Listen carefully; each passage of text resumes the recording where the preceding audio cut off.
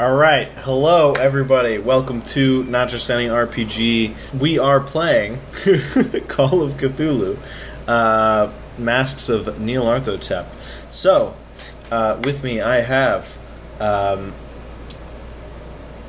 Dieudonné DuPont, played by Justin, Florence Elsner, played by Emma, and Moses Franklin, who will be introduced soon, played by Gavin, Reginald Greenwald, played by Emma D, and Sam Starwood, played by Anthony, as well as, last but not least, Sir Harold Godfrey, played by Luke. Alright. Thank you real quick to Syrinscape for letting us use your sounds and music on our streams and videos. If you're running a campaign in any system, go check them out. They've got great sounds to immerse your players in Call of Cthulhu, D&D, a sci-fi system. I know they have some Starfinder sounds and stuff, so go ahead and check them out.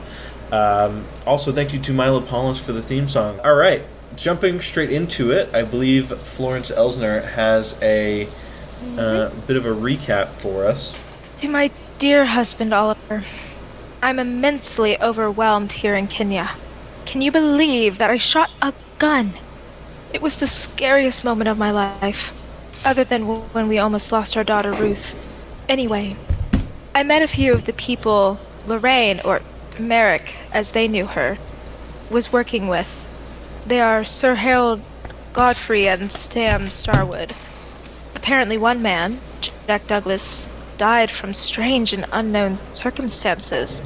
The others, Princeton Phillips, Arthur Mackenzie, and Amelia Greenwald, have gone missing along with our dear Lorraine. The husband of Amelia, Reginald, seems distraught and grief-stricken for losing Amelia and her unborn baby. It truly a sad endeavor. We also have a priest with us, Dieudonné.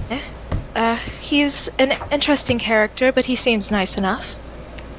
I still have hope of finding Lorraine, despite the dangers I have already encountered. I don't know how she did this. It's risky and full of unknown dangers. Everything is utterly chaotic, and I'm confused on what we are actually dealing with. I mean, we are threatened by cults, blood cults, and the reason for me using a gun was against figures made of dust that were able to harm us. And a completely mad man ran into one and was absorbed into the dust.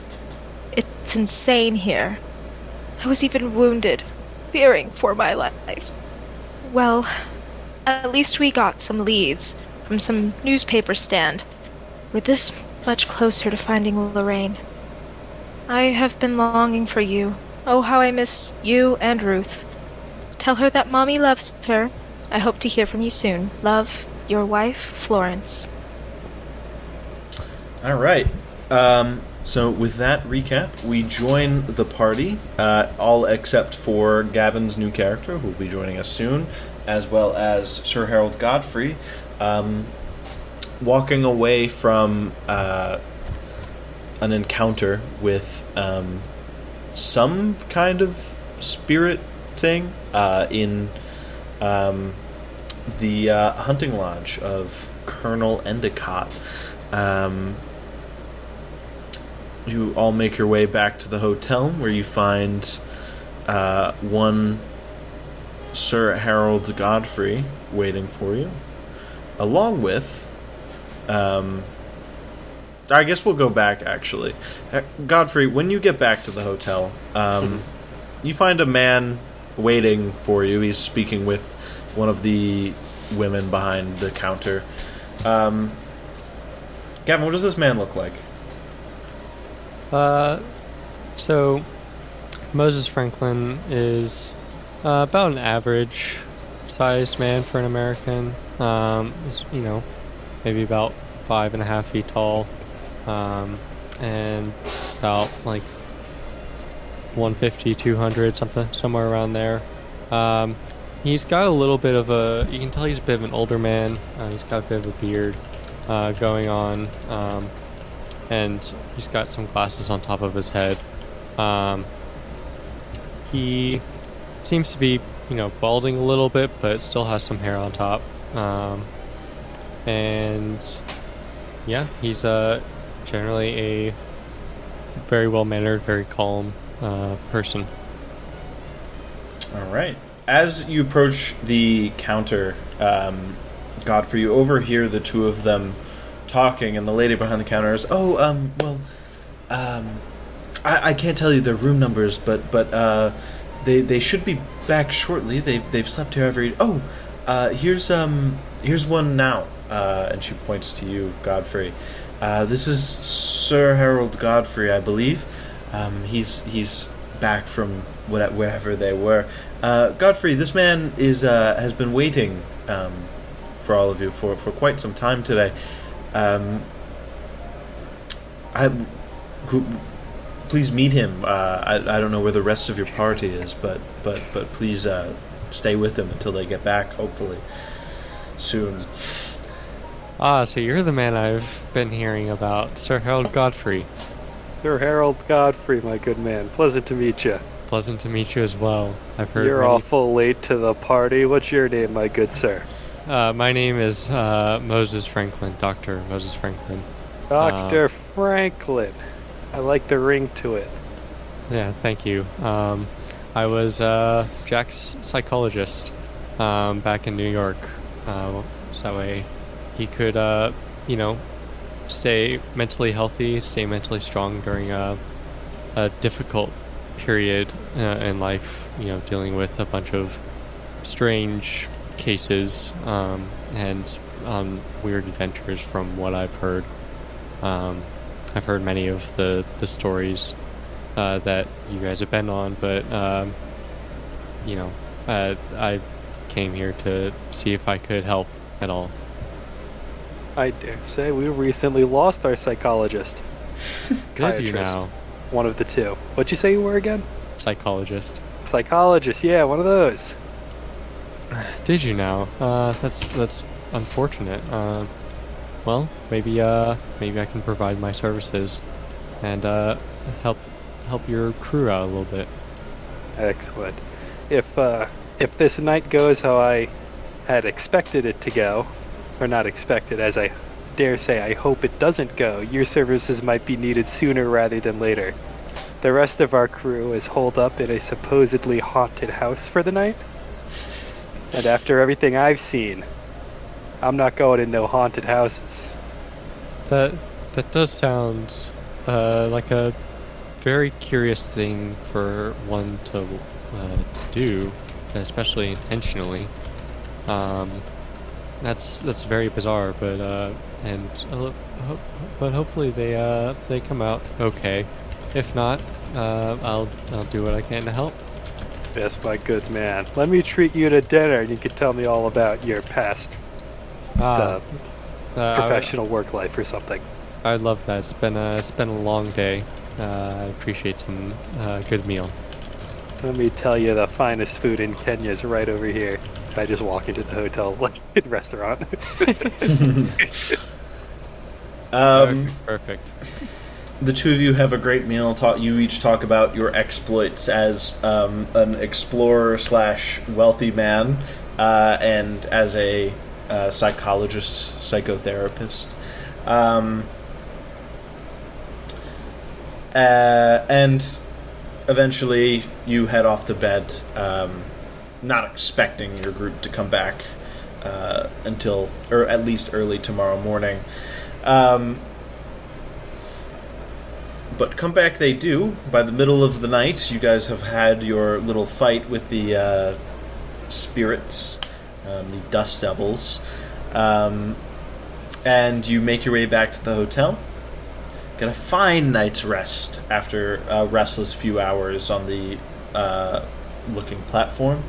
When you all meet up back with Godfrey is waiting for all of you in the hotel lobby with a man you've never seen before, who I had Gavin describe before. So, and they're talking quite jovial, having quite a jovial, nice conversation. Wait, so do I see everyone coming down like stairs from the hotel, or do I not know if they walked in from outside? You wouldn't know. You can. I mean, I'll let you be the judge of if you would be paying enough attention to see them when you're not expecting them to be there. Totally won't. Okay.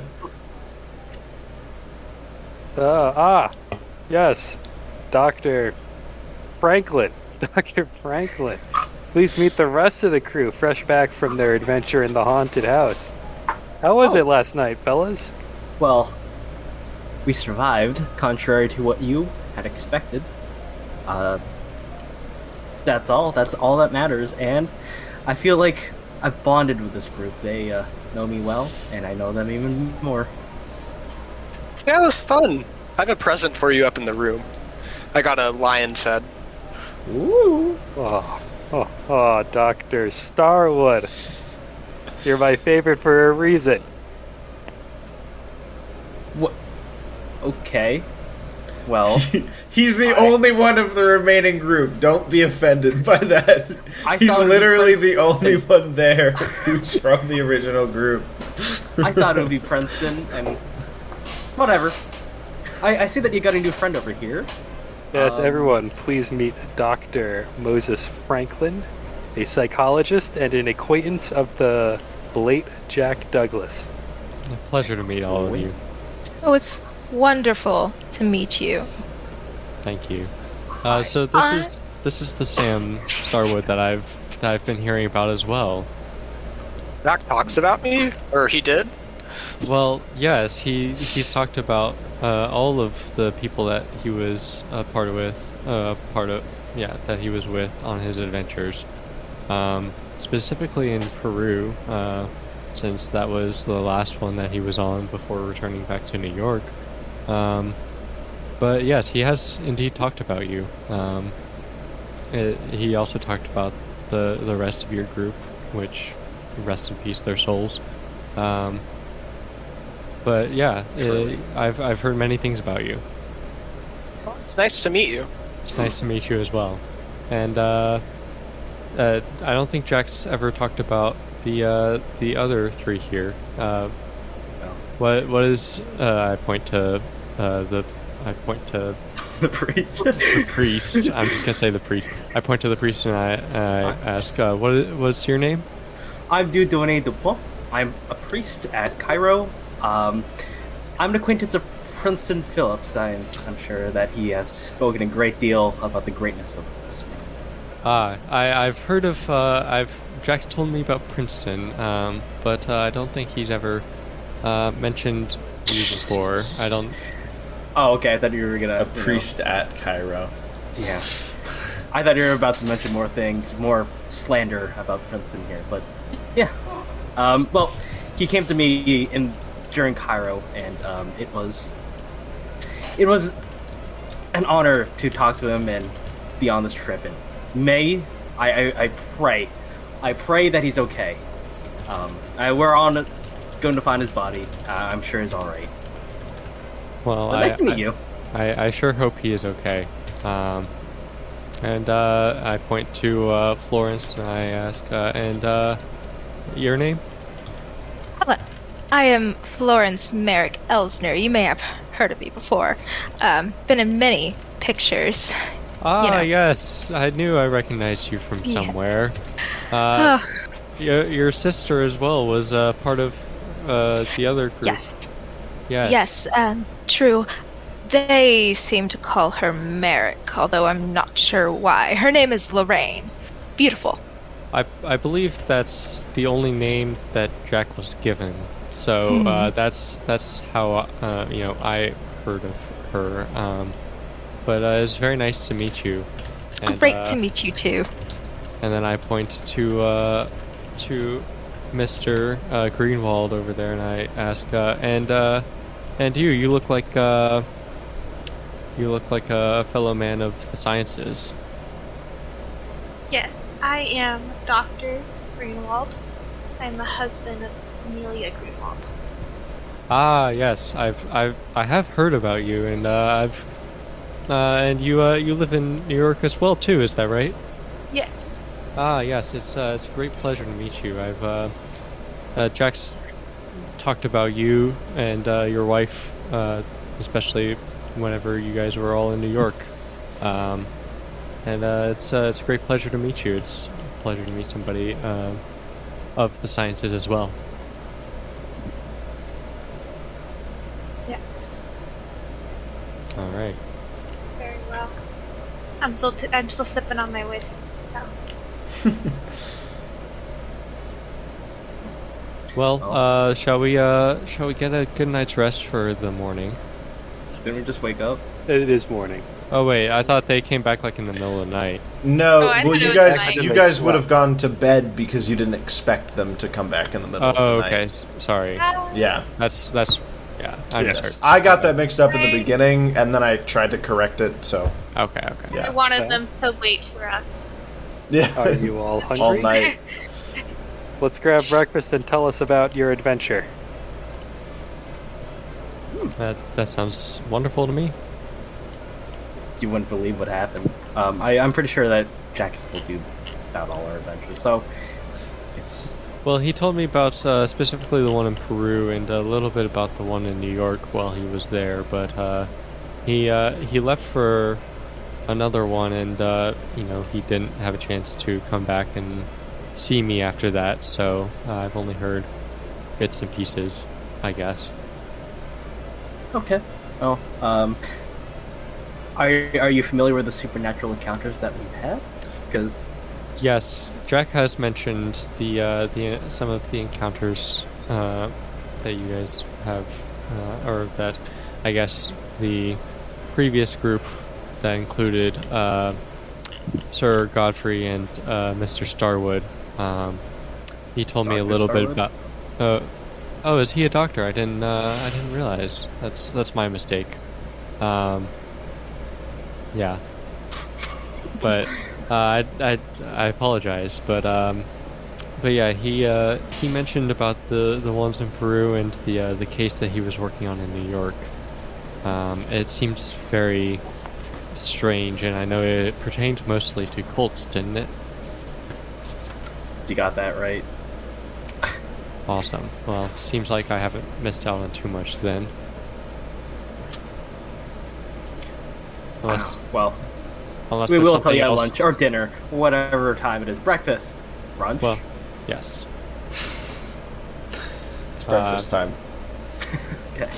So you make your way over to breakfast. Is there anything that you guys want to talk about specifically, or are we gonna skim through and get to whatever lead you're gonna? I guess you could talk about what lead you're gonna follow up on over breakfast. Yeah, we can plan that out. Good idea. I So- assume over breakfast that you guys fill me in a little bit on what happened last night and What's whatnot. going on So in general? now we're picking up to the plan. Go ahead. So we have quite a few leads left, but I'm kind of excited to talk to John Stone Kenyatta. Like Yeah. a revolutionary witch doctor who's like into magic. That sounds like an interesting character to talk to. Does sound like an interesting man indeed.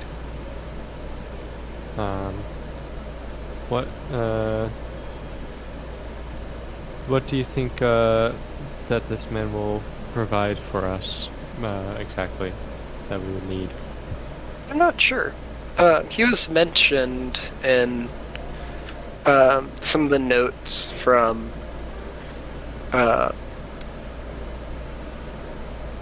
the Carlisle expedition and from the investigation of it.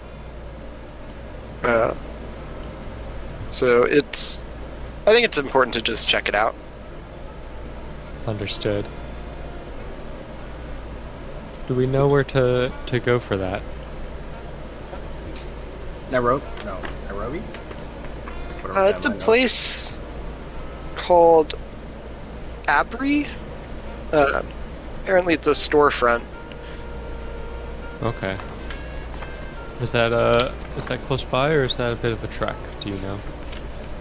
I'm not 100% sure where it is. Okay. Probably ask around. We also wanted to, I wanted to investigate the 10 core Tankar. They're alive. They have a tea shop near the industrial area. I know we had discussed that. Just for some more information, you know? Also in Nairobi. Mm-hmm. Alright, we can go there first. Go to a tea shop, or is it a witch doctor? I don't know. We can go to both today, probably. Okay. Yeah, they're both in Nairobi, so. Okay. Just depends on how long they take, I suppose. I'd say we go to the witch doctor first. Yeah. So We can't finish allow up for some witchcraft. tea. I like your thinking. Non-alcoholic tea, I suppose. Yeah. For you. I just recommend staying quiet if you disagree with some of what the witch doctor does for his job. I don't think that'll help Appreciate it. us. I'm sorry. Heck yeah. You know, I played a witch in a play once. Ooh, That is. what play? The Brothers Grimm, you know, they had some, it was like, I think it was Hansel and Gretel, yeah. So great. Wow. That was a great witch. Yeah, that story scared me as a kid. Yeah, I still have nightmares about it. Don't tell anybody. I won't. I trust you. Okay. Okay. One Shall- piece Okay. of advice I would give to everyone here whenever we go to this witch doctor is that you all make sure to listen to what he has to say before making assumptions or before interrupting, so that way we can get everything that he has to say, and then we can ask questions. I will try my best. So we're talking about Kenyatta, right? Johnstone, Kenyatta, or are we talking about Tancor? Which one's the witch doctor? Tancor has the tea shop. I believe Yeah. you guys are referring to rumors that Johnstone is a witch doctor, which is fine. If that's They're how both you in wanna refer Nairobi, him. Yeah, correct? they're both in Nairobi. Yes. Okay. I'm just Then making sure that I know who we're I going to suppose- see.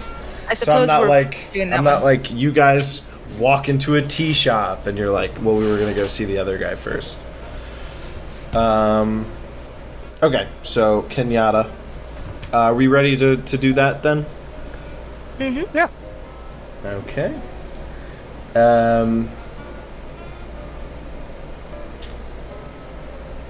You walk out into the city of Nairobi. It's quite busy today. There are lots of people walking around. You head to, I believe where you were told, the Kikyu Central Association building, the storefront for them. And very quickly, you are able to find it. It's located in this kind of more further downtown area, I believe, from where you're currently at. As downtown as this small city can have. And you head inside. You ask around a little bit, and eventually you're directed to one Johnstone Kenyatta. He sees you all approach. Hello, can I help? Can I help any of you? Are you here to hear about the plight of the many Kenyan peoples? To see how you can help in our plight, or Of course we are. Yeah. Yeah, could you explain what all is going on? well, the British rule over us, you see, and eventually we'd like our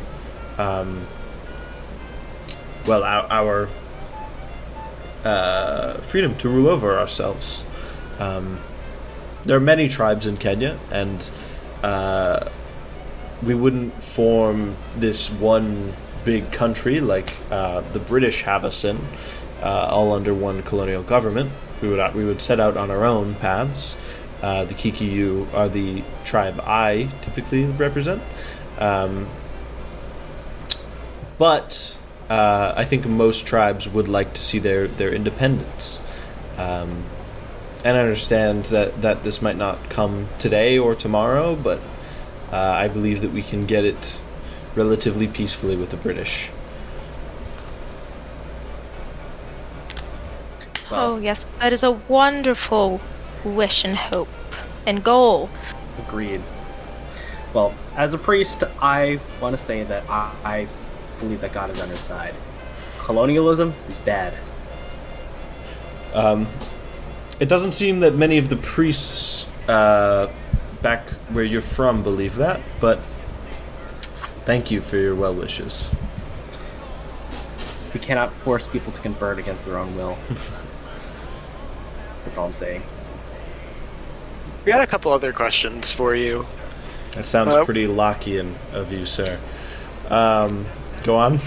So, what do you know about the Carlisle expedition that went through here a few years ago? The Carlisle expedition. Well, they were here on holiday, right? Their deaths were strange. What do you know about the Carlisles? Why are you asking me about them? We're planning an expedition in the area. We just want to investigate what all happened to them to try to prioritize our safety. Mm-hmm. What kind of expedition? What do you know about it? We're just looking into some reports of something related to a bloody tongue or something. We're not quite sure where to go with that, although... Well, I think before we go any further, we might want to go somewhere where it's more private. And he immediately starts stepping. He starts stepping in one direction, and you turn to your right. He's kind of flung open this door, and he's kind of ushering you all in, kind of motioning for you to head in front of him. Is it like an urgent kind of rush, or is it like... It looks casual, but like you can see in his eyes that he wants you to head in there pretty quickly if you look at his face. Okay, so I head in there. All right. Is everyone else following suit? Yes, I follow suit. Yeah. Okay. He shuts the door behind all of you after he enters, of course. No, he shuts the door and you hear a lock. No. He comes inside and he closes the door behind him.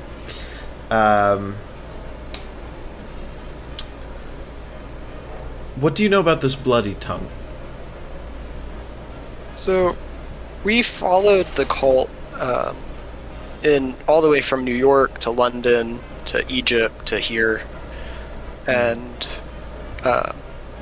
we've just been investigating it, seeing what all they're doing here and what they're up to.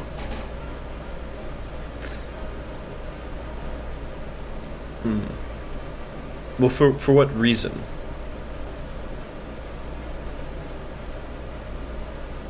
What is your end goal? I don't know. We've noticed they did some suspicious murders in New York, and we just want to see what the organization is doing. Huh. Furthermore, my dear sister, she was also looking into this, and her intentions pure and innocent, and yet she's missing, and I fear that maybe this line of investigation possibly hurt her in some way, and, you know, I'm desperately trying to find her because I care for her, and now I don't know much about it like she does, but I'm really hoping you could help us. Have any more of your friends disappeared?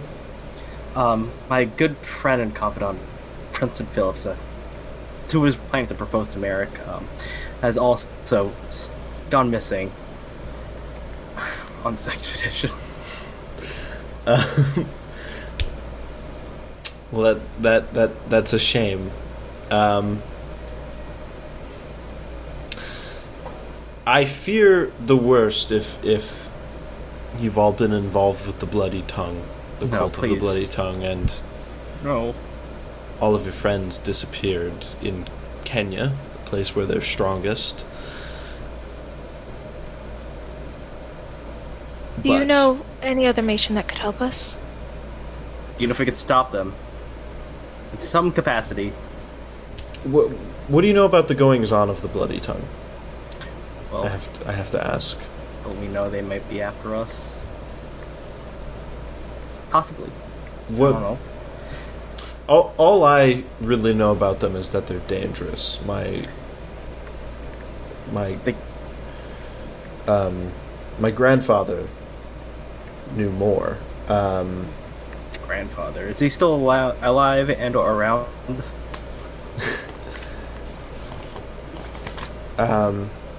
It's not quite that simple, but Oh. what? Do you know what their purpose is? What are they doing? Oh. We know it's not very pretty. Or nice. It's very ungodly. They killed a good friend of ours, Jackson Elias, back in New York a couple of months ago, and we've been trying ever since to find out what Jackson Elias was trying to do and you know- how he got involved. Do you know Jackson Elias? Princeton might have told you about Jackson I was gonna Elias, but say, it wouldn't be hold your on. friend. My friend. My friend's friend, Jackson Elias. My mutual friend. Can I quickly yeah. do a psychology check on him to see if he's trying to scope out if we know too much about the Bloody Tongue? Sure. Roll a psychology check. I got a normal success. So he is definitely questioning you for some reason. It's not. It doesn't seem to be malicious to you. Okay. That's all I'll say with a normal success. It doesn't feel malicious. Could I possibly charm him with my, beauty and lovely dialect? What are you going to say to charm him? If you would please help a dear and just desperate young woman to find her family, to save the only person she's ever truly loved. I'm desperate here, and sir, I'm afraid you might be the only person that can help.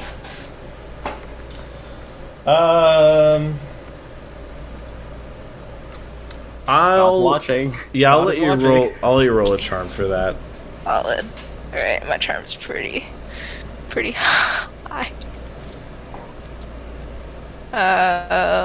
Yeah, success. All right. He sits there for a moment and he's thinking.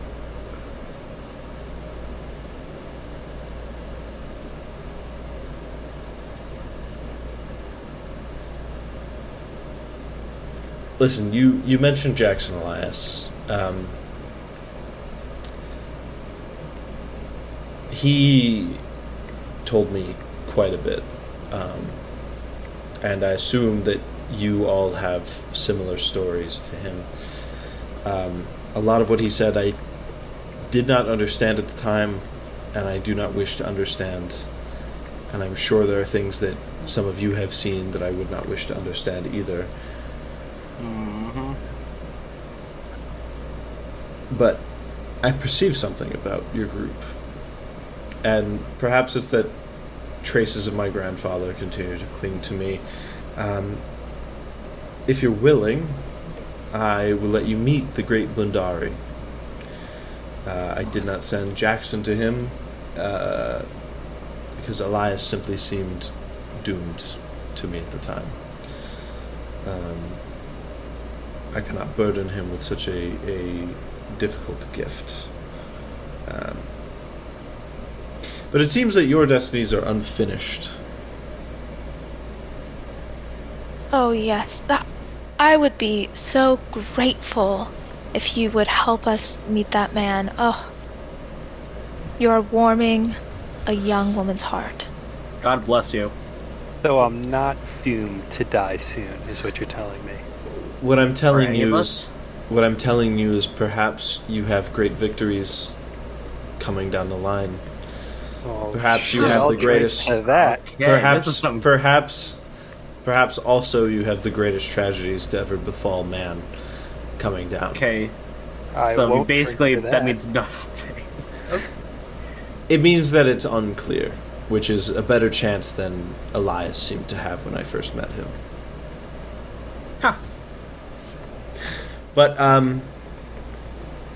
if you're willing, I know the young woman here is. I can have someone. I can have you led to Budari. Oh, yes. That'd be wonderful. Yeah, I would join. It would be my honor. He kind of nods. He just assumes the rest of you are with. If most of you are in, the rest of you are probably in. Majority Can of I you can I ask one question of him? He started towards the door, but he turns and looks around. Sir, you speak of our fates. Could you tell me anything about my wife? In her fate? I'm afraid I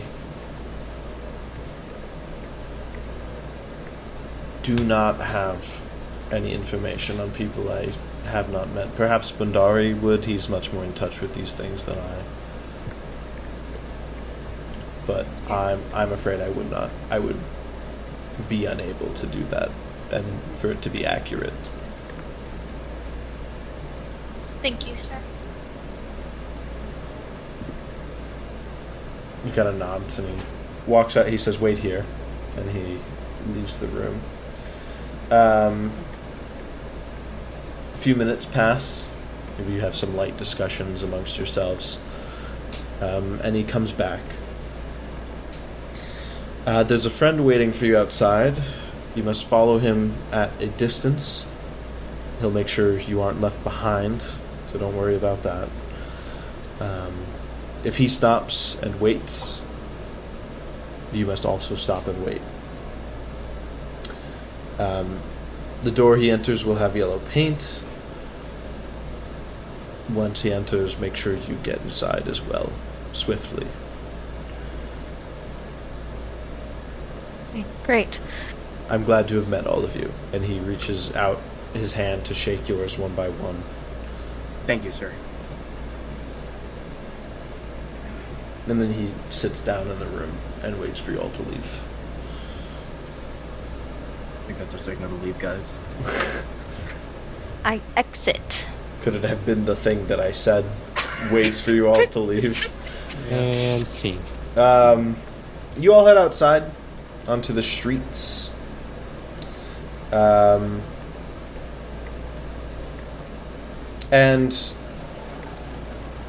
you're walking through the streets of Nairobi, again quite busy. You see at a distance, once you exit the building, there's a very tall black man in a white shirt and pants. He waits kind of down one road. As you notice him, he smiles, and then he turns to walk away. You hear Follow Kenyatta him. behind you. Good day, my friends, as you go to follow this man. You've kind of following him down a couple streets. He takes some turns down some shallower streets, alleyways.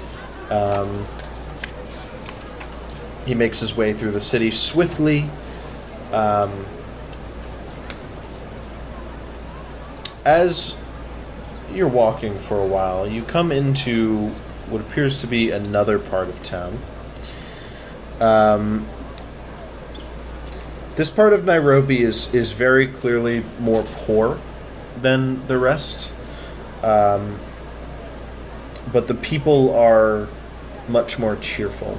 There's a lot more happiness going around. Most of the houses are huts. They're one room. Occasionally there's a larger home of some wealthy person who's decided to live in this area. Anyone who wants to can make a psychology check. I will do that as the psychologist. I would also like to. Oh, I actually do have a lot of psychology. Extreme success. 67. Here we go. What do I get? Oh, Yes. 62. So normal success. I was gonna say I don't think you need my normal success. So, I rolled a 1. whoa! I rolled a 4. So close, bro. Damn, one-upping the Spend- psychologist. Spend 3 luck to one upper. Just the real doctor. But it's not a natural one, so Oh. I'll probably, True. yeah. Okay, so anybody who passed, which seems like everybody who rolled passed. Your guide is being very mindful of his surroundings. Whenever he stops and is looking around, and you stop as you've been directed to, he is clearly looking for people following you. He's looking at the crowds passing by. He looks up in the windows. He's seemingly making sure that you're not being followed.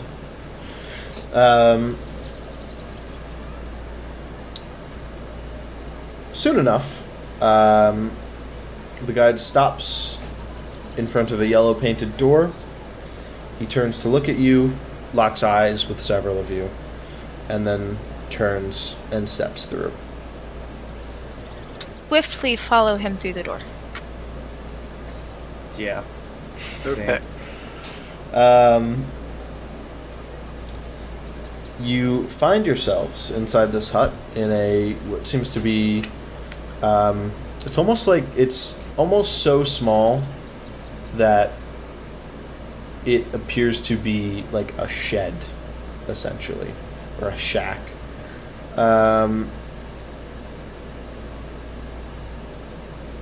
There is a high-wheeled yellow Rolls-Royce Roadster in decent condition. The guide is holding the door open for you to come in, and then he motions at you to sit in the car. He just kind of like points at it after the door swings behind you. If all of you sit in the car, he gets in himself, and after a few minutes, you are headed down, bouncing along a dirt track to for a while outside of Nairobi.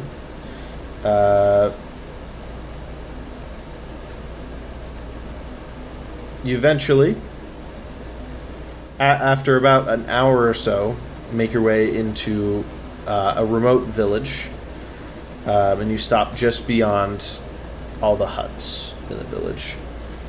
Your guide gets out and motions for you to stay. After a while, a young man approaches, and then he and the guide talk for a while.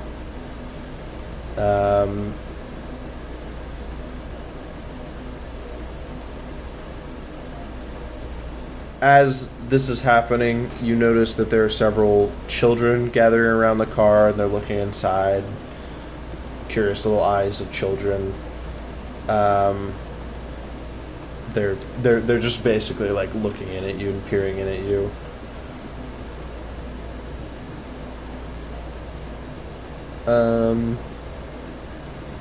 After a few minutes of this, if any of you interact with the children in any way, they just kind of laugh and run away.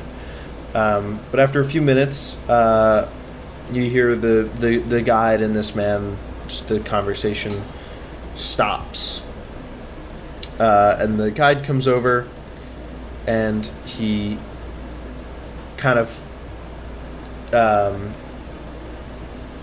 motions to all of you. He motions to the man. He says something to the man, and the man asks in English, "Why do you all wish to meet with old Bundari?" We were told that he would be the good man to talk to about the situation that we're in regarding the bloody tongue. I think it's safe to drop the feigned ignorance. We're here to stop the cult of the bloody tongue from unleashing a creature that will destroy the world in a few months. That is the harshest you've said it. That's why I'm laughing for no other reason. That's the harshest any of you have put it. We are here to fucking destroy these bitches. Wow. Well, That's also the harshest he's ever said it. if this Destroy is the bitches, get money. case, kick ass and chew bubble gum. If this is the case, then you might be worthy to speak to Bundari. I'll Good be man. right. I'll be right back. And he leaves for just a moment. It's not even been a minute, and he comes back. And he kind of motions for you to get out of the car and enter into one of the huts, one of the closer huts in the circle. Sir Godfrey, now's a good time to ask about the Black Pharaoh, I think. You want me to talk about him? I think we should all try to talk a bit, but I don't want to talk. me and you were there in that pyramid and in the broken pyramid. I guess the time for acting like he doesn't exist is behind us, huh? He exists. Yeah. That's why Prince came to me, after that entire thing. So, this hut, the one that you've been motioned towards, it's a little bit bigger than the rest of them, but not by much. And it appears to be constructed in a slightly different way from the rest of the huts, which are kind of almost, shaped like cones, like a hut might be. They're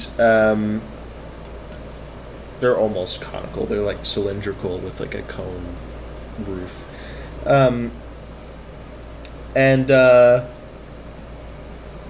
This house has a gated fence around it.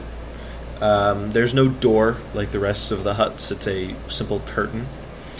And it's kind of shaped almost like a shell of some kind, like a snail's shell. As you get inside, it's a single room, like the rest of them appear to be.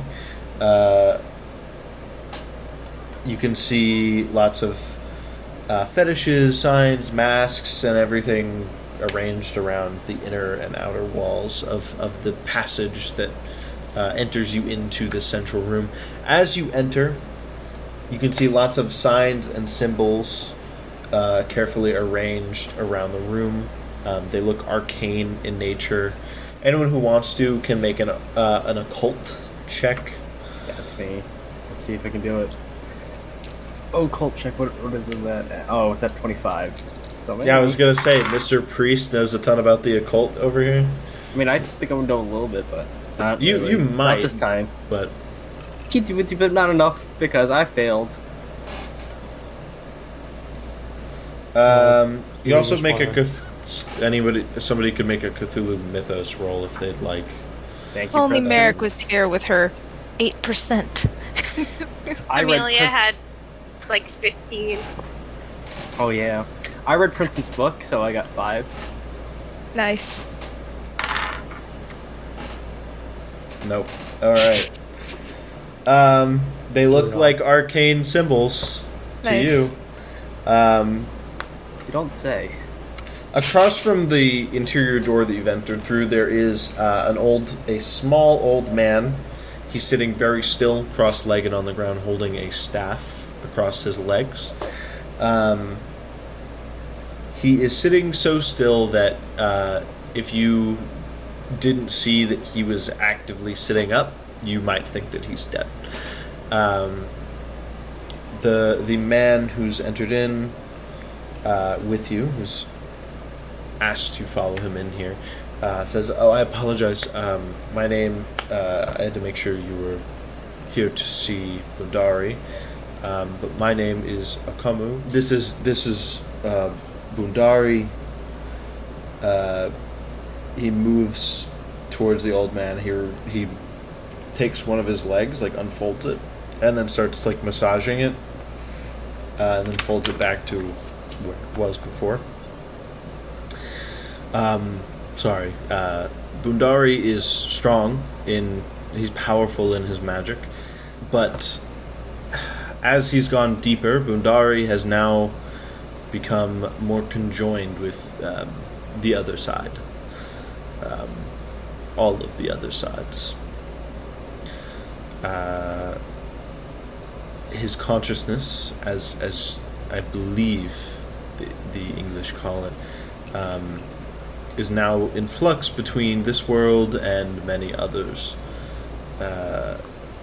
My job, the reason why I was the one who needed to question you, is to protect his physical body so that he has something to return to.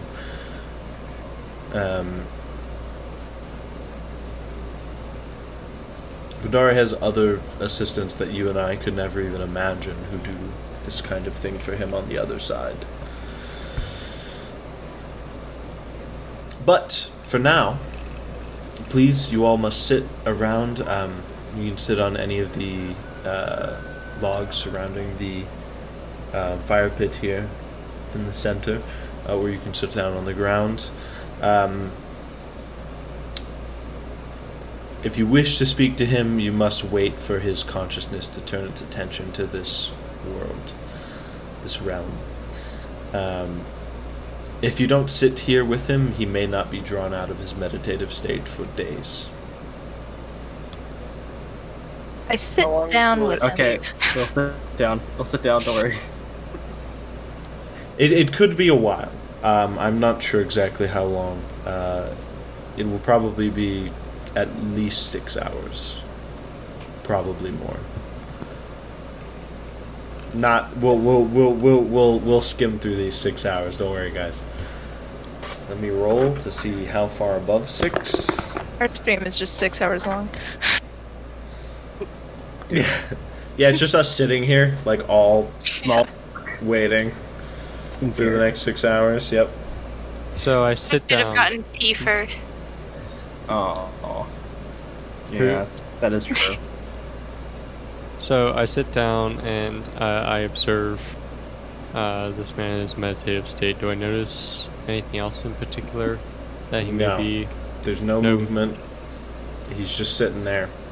His eyes are closed. Does he look like he could literally be unconscious or whatever? Yes. Okay. Yep. Does he look alive at all? He looks as if he's he's so motionless that he could be dead, but he's sitting up, right? So it looks like he's almost passed out sitting up, essentially. Okay. As a medical professional, I can tell you he is not dead. Thank you.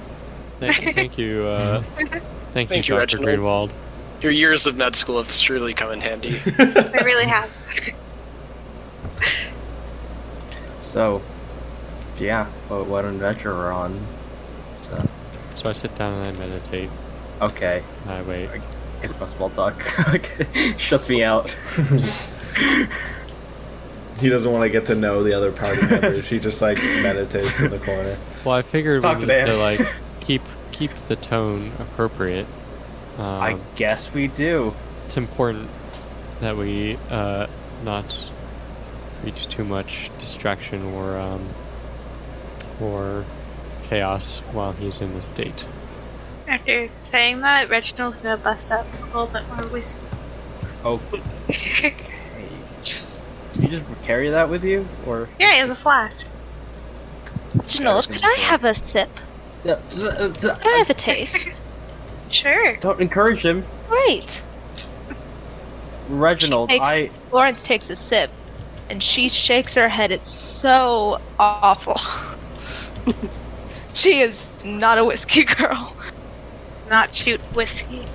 No. Reginald, I am very concerned with your habits of drinking. I don't know if this is something that's come up ever since your wife's son passing, possible disappearance.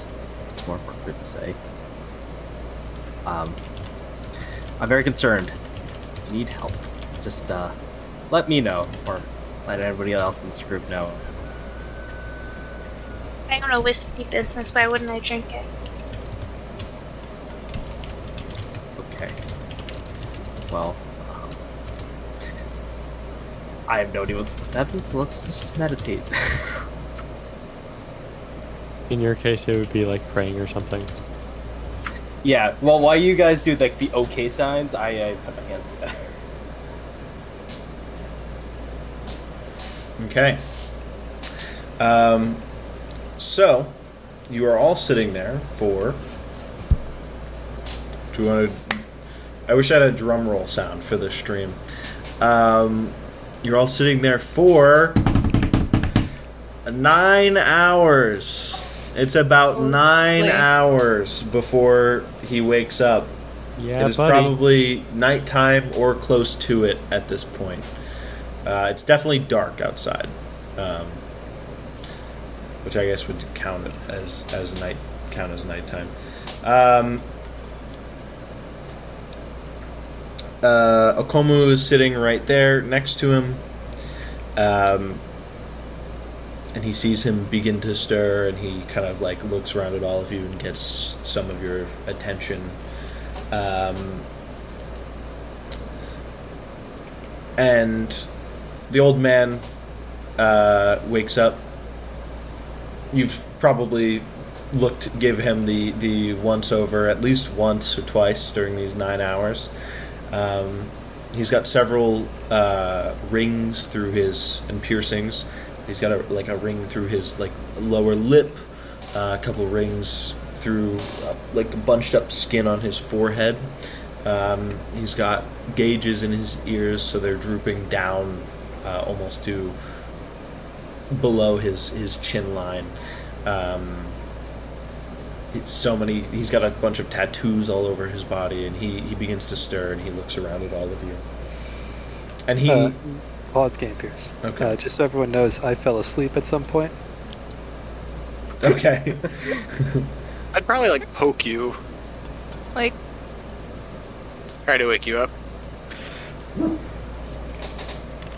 Aries Bork? Ares is upset about somebody from outside, I think. Would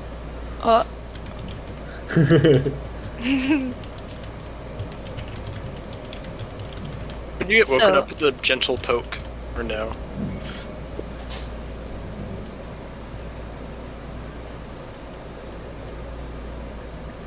Reginald? Or not Reginald, I'm sorry. Godfrey. Godfrey? Yeah, I'd probably wake up. Okay. Okay. Is he awake? Yes, Bundari stirs, and he's looking at each of you. He looks at the man who's fallen asleep while sitting near him. He gives everyone, I would say, the once over, but he seems to be studying each of you. And then he turns to Okomu and he speaks in a tongue that none of you know. He says, Bundari says that each of you is searching for people that you lost. The four of you are searching for people that you are very close to, and you two, he points to Sam and Godfrey, are searching for people who you're close to through this investigation.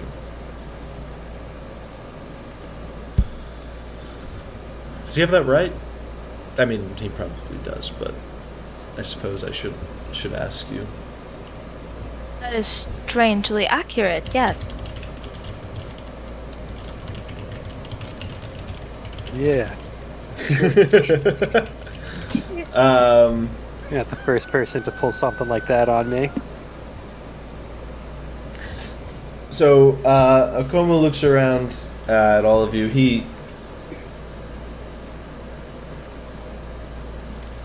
He's also said a few things about each of you. He looks to Sam. He says you left a life as a learned man at one of the most prestigious college universities in your country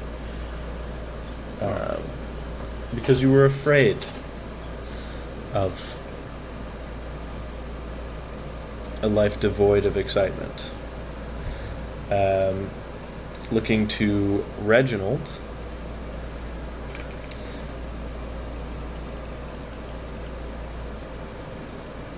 He says that now you have money, but you were once just a poor kid from the city.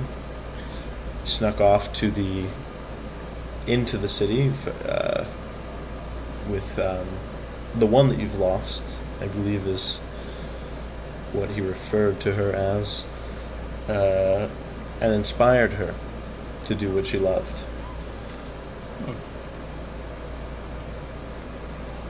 That's nice. He looks at Dieudonné.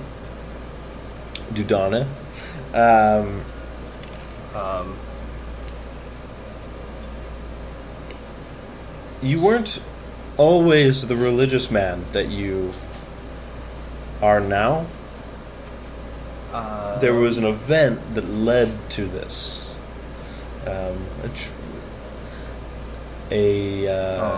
Tragic family history. We'll just leave it at that. Yeah. Thank you. Florence.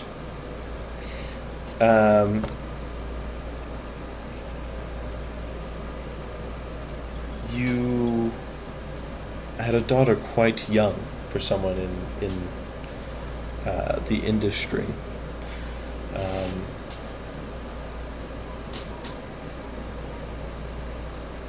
Your mother died when you were a child, and then you had a child of your own not too long after that. Oh, well, yes, that would be true.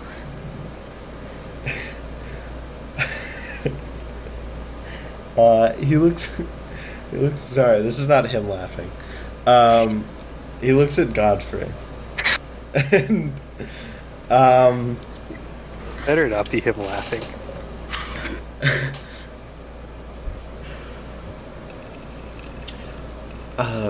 He says, Bundari says that he's very sorry to hear about what happened to your wife. I'm just gonna keep staring at him. Not even gonna say anything.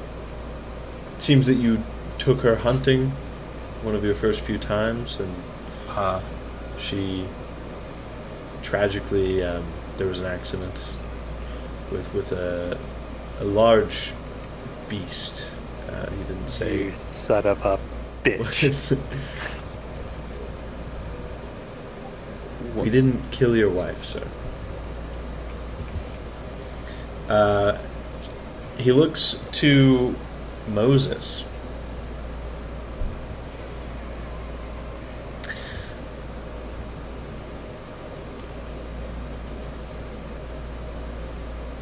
Bundari says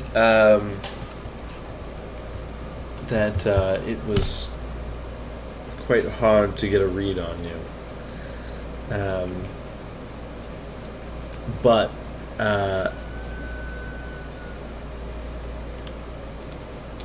he did say, even though he couldn't get much of a read on your past, to be careful with your practice.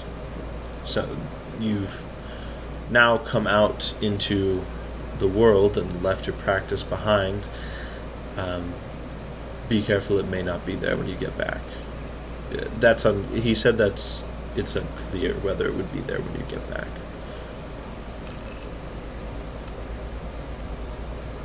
Whether your patients or your workers or some kind of accident with the building you work in, something may happen.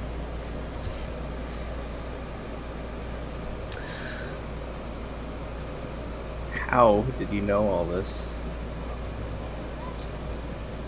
Well, I told you. He's in touch with the other realms. His powers go beyond anything that any of us might be capable of.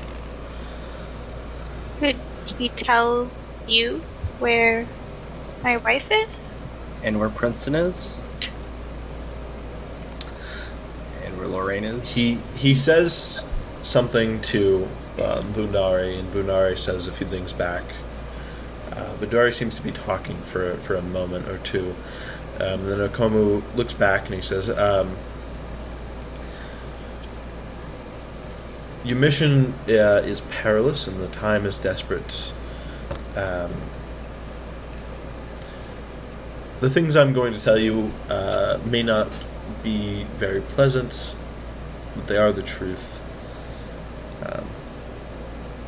The bloody tongue grows arrogant, and people across the land are disappearing into the mountain, stolen by the cult for the blood sacrifice to come. Leaders are brought low by corrupt thoughts and deeds, and many of us pray continuously to Nagai, the lord of the Kiri Niyaga, to stave off this evil. Godfrey, since you've been here before, you might know that the Kiri Niyaga is Mount Kenya.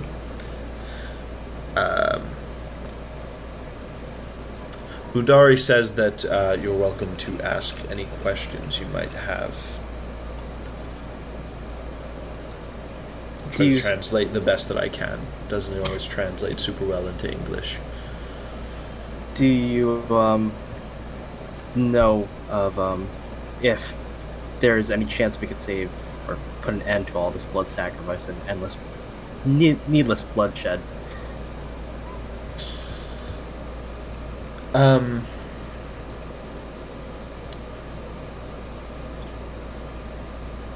Bundari, they speak back and forth for a moment.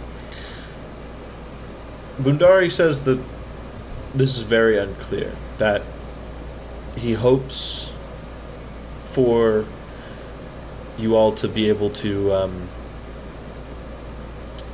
finish what you started and end what the bloody tongue has started. But it's not clear, and it probably won't be clear until it's almost finished.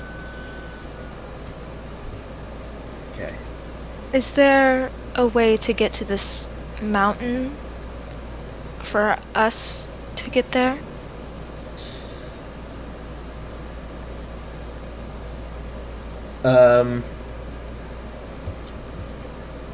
Bundari and Komu talk for a little bit.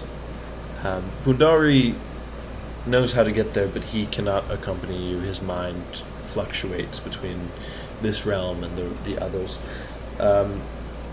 But he does recommend seeking out one Sam Mariga at Charles Street in Swahili Town in Nairobi. He can guide you to the mountain.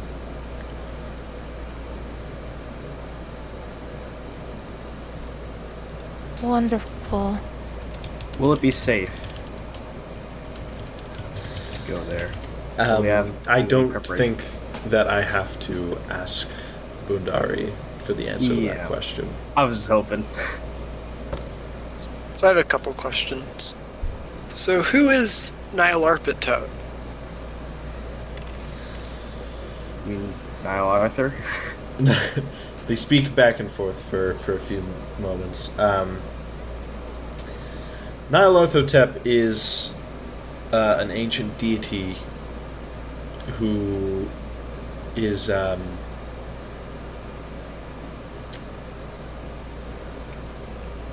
he has many aspects, many forms, but he mischievously attempts to interact with humans. He is almost a perversion of the god of mischief that our culture has and many other cultures have. Could he possibly show in the form of dust? Yes, Bundari. Not that Bundari is aware of. He has many forms. The Bloody Tongue, the Black Pharaoh, the Haunting Horror. There was something Bundari mentioned, one of the forms that he mentioned was some kind of, I believe what you would call it in English is math, a formula of some kind. But Nyarlathotep can take many forms. His purpose is to trick humans. So, in the bent pyramid in Egypt, we saw a star chart. One of the stars was in Kenya. Is the star leading us to the mountain in Kenya? I'm not gonna. We're just gonna assume from now on that he's gonna ask Bundari every time you ask him a question. We're not gonna, instead of me saying it every time.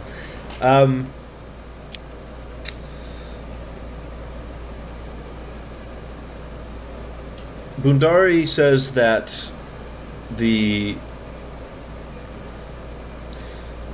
he's been blocked from certain places by beings far more powerful than him.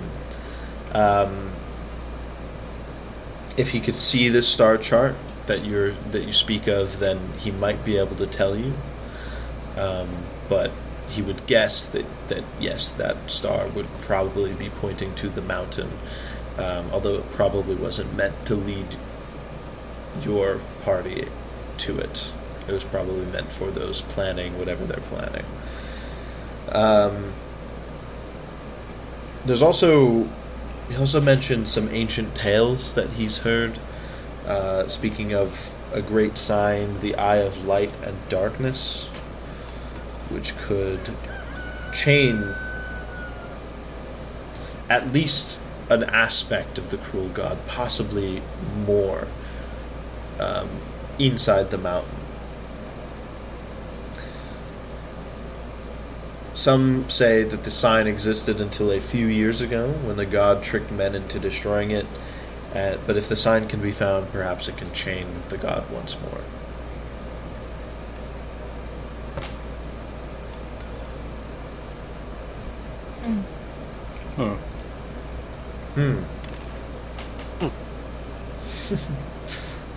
Interesting.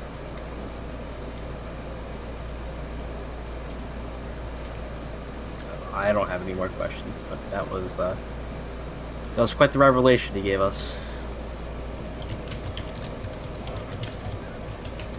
Do you know of any ways that magic can help our party?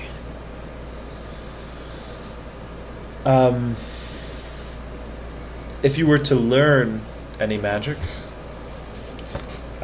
perhaps some of it could, if you could actually learn to cast and control it, but normal people who do not have the gift, who try and cast these spells, usually don't. It doesn't typically end well for them. My wife knew a lot about contacting the Wicked Ones and the Observers. Could you tell us more about these beings? Bundari says that he is not as knowledgeable as he'd like to be about those two groups, but he does know that they fought for eons on this planet. They battled for control over it.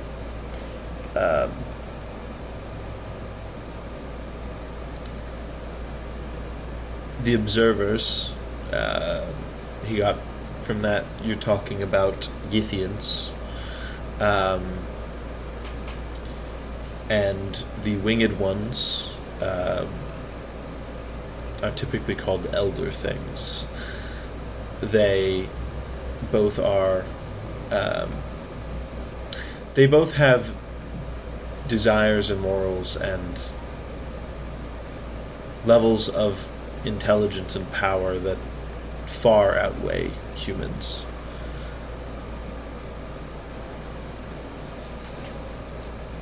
I have a final question.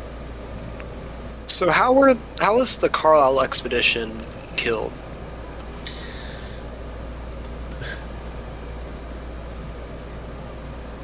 The Cult of the Bloody Tongue was responsible for their massacre.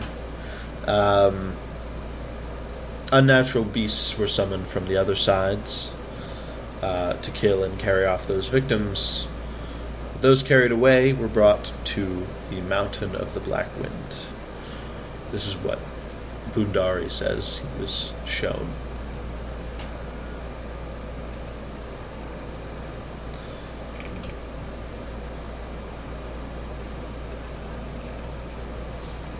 Anyone else have questions? No, You've that asked is, all the that ones is all for me. that we want to ask. So thank you, Sam. Did we ask about the Black Pharaoh yet? No, I was have. not- Yep. Do you want to ask him? Yeah. Is any Nyarlathotep or? So what do you know about the Black Pharaoh? He is an aspect of Nyarlathotep. His power,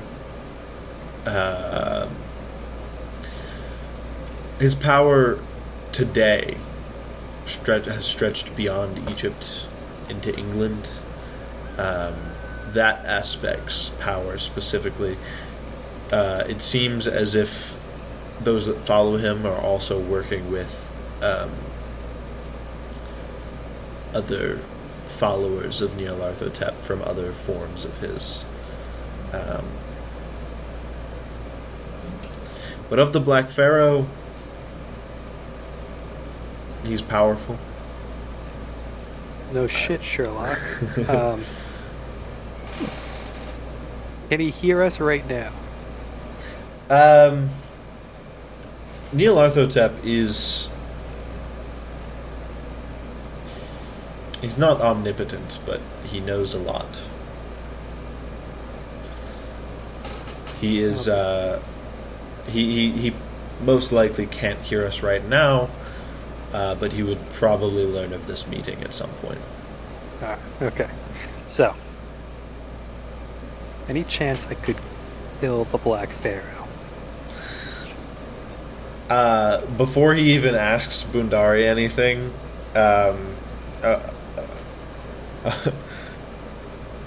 Okomu just starts laughing. He starts like chuckling. Okay, come on. I'm getting self-conscious here, guys. You don't gotta laugh at me. I start laughing too. He asks Bundari a couple of things, and then he turns and he says, you could possibly kill his physical form, but there's no telling how quickly he could be back. And he would probably be angry. Guard. Well, is there any way that we could,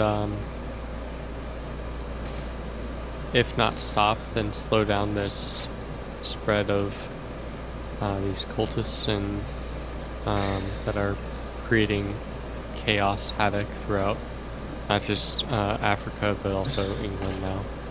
The only way you can stop... You can certainly stop the current plans of of Nyarlathotep, of the Bloody Tongue. The only way to stop him in the long term, for as long as possible, because he will continue to infect the minds of men until he finds some powerful enough to carry through a new plan. The only way to stop him long term, without other people stepping up like you all are doing right now, would be to find that the Eye of Light and Darkness, and there's not even that. Probably won't even stop him permanently. It didn't stop him permanently before, but it would be the longest solution. Or the solution that would last the longest, rather, I guess it would be the way to put it. How would we find a way to utilize this Eye of Light and Darkness?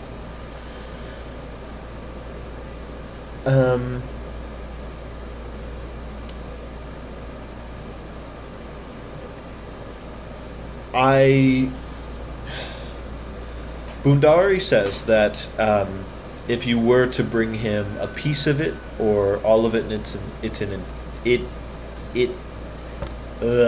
all of it in its entirety. Sorry, I got lost in the words there.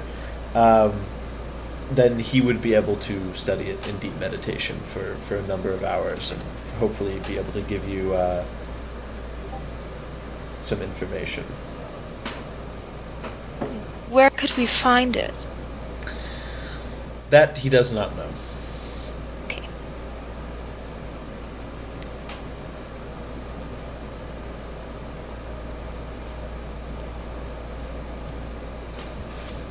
Well, I think you've answered most of my questions. You've been very helpful.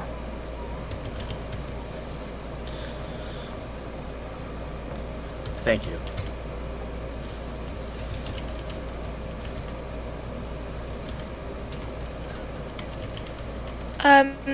Would you mind thanking him for us, for all the information that he's helped us with?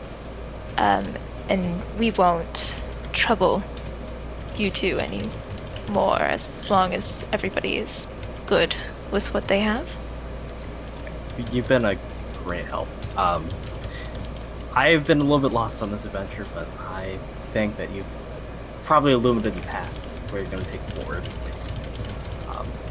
I was a doubter coming here, but no, I generally just approve of witchcraft over here, and we're just have that. Thank you so much. He turns to he turns to Bundari and says a few things, and Bundari looks at all of you and he says something.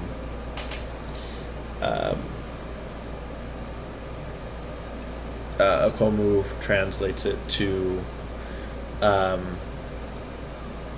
essentially be good luck. I'm glad to have met all of you. I hope that you succeed for all of our sakes. But one more thing. So we found half of some sort of seal in Egypt. Would you have any information on it? And then I pull it out of my bag. As soon as you pull it out of your bag, Bundari looks immediately excited. And this is the happiest you've seen him, the most you've seen him move around, and he just starts reaching out and motioning for you to hand it to him. I hand it to him.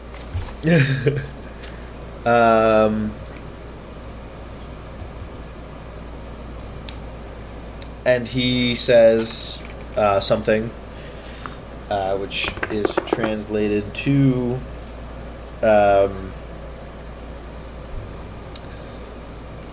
I'm going to study this now. I don't know how long we don't know how long Bundari will be meditating for. what he'll need to find his journey. But he says that you are welcome to stay in the hut on the edge of the village overnight, and in the morning you can talk about it, or you can stay in this hut and wait for Gundar to come back from the other realms. And then you can head back to Nairobi, probably in the early hours of the morning. Yeah, I'll stay overnight in the hut. Nice little excursion. I like it here. It's quaint. Live simply, just as God would want us. What does the hut look like that we get to stay in? It's a hut. It's like mud. It's like essentially made from like wood and like mud. Like Okay. There's no floor. It's a dirt floor. Oh, my nice shoes. There's not really any furniture. Florence, may I implore you, this could be just a new experience. I know that you've been used to the high life here, but for once, try living simply among us. And, among the peasant folk, as you would probably refer to us. It's the way God would intend us to. And it brings you closer to God in a way, just distracting away from the luxuries here. Come on. You've met Sir Godfrey, right? I have. But Godfrey's not complaining here. Yes, you're right. He's been on hunts before. He's stayed in hunts. Not yet. Yeah. I implore you to explore a bit of your humility here, and just try it.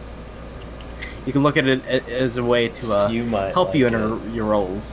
Yeah, you may even prefer it. Florence. Well, you're I gonna stay here will- no matter what. Adjust. That's But the these spirit. shoes are going to be ruined. Okay. Okay. Sounds like a you problem. I don't think that was a very kind thing of you to say, Father DuPont. Sorry. I know. I should be more sympathetic here, but if the entire group wills it to be here instead of just venturing out, I feel like maybe I should be more encouraging for Florence to be humble. But yeah, sure to stay. You can. Are we all sleeping in our own separate huts? Or- No, it's one. No, we're all in one big hut. Well, big is exaggerating a little bit, but it's big enough. It's big enough for all of you to have your own space. Are stacking up to like bunk beds? No, it's big enough for all of you to have your own space, but that's about all of the space, pretty much. Little pots for us to sleep on, or something. It's just the dirt. Yeah, there's some like blankets essentially and stuff for you to lay on top of if you'd like. Okay. Seems Sir quite Godfrey. seems quite like a nice, relaxing area for us to rest in for the night. Sorry to interrupt. Sir Godfrey, do you want to step outside for a second? I have a question. I shall. So we step outside of the hut. Did they really expect me to sleep in a fucking hut? But that's what I was waiting to hear. It's okay. It's just for one night. But was what the guy said about your wife true? What happened? I didn't want to tell you like this, Sam. She got crushed by an elephant.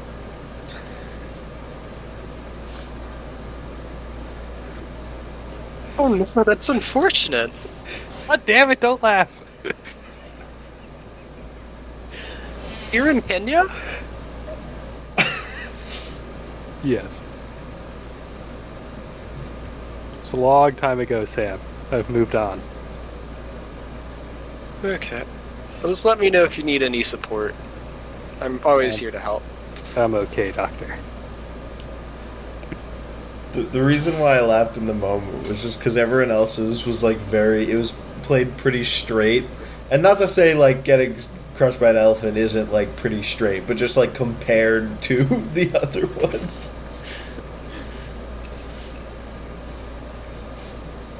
So, anyhow. Is that literally all you asked him to step out for? Yeah. Back inside, Reginald. Nothing about the Like, seal. Nothing about that. Just the. I mean, he knows as much about the seal as Sam does, to be fair. yeah. I guess. Back inside, Reginald's just gonna like be like, huh, that's suspicious, and then just grab a blanket and lay down in like the corner. He's good. Reginald, I am also very concerned about your drinking. I am going to take the responsible here, and I'm asking you as a friend or a mentor, or I need your whiskey. I need your whiskey. I don't want you drinking it. I just met you. I'm not doing. Red or mentor. I don't know you. Okay, Sam or Godfrey here. Are you concerned with her drinking habits right now? 'Cause Sure. Sorry, you just reminded me so much of sorry.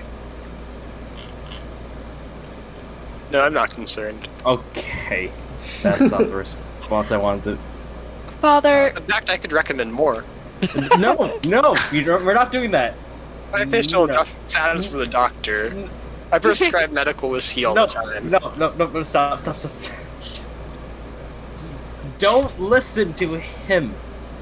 You know, Sam, I didn't know that. If I can, I'll give you a discount on some cases of Adler whiskey.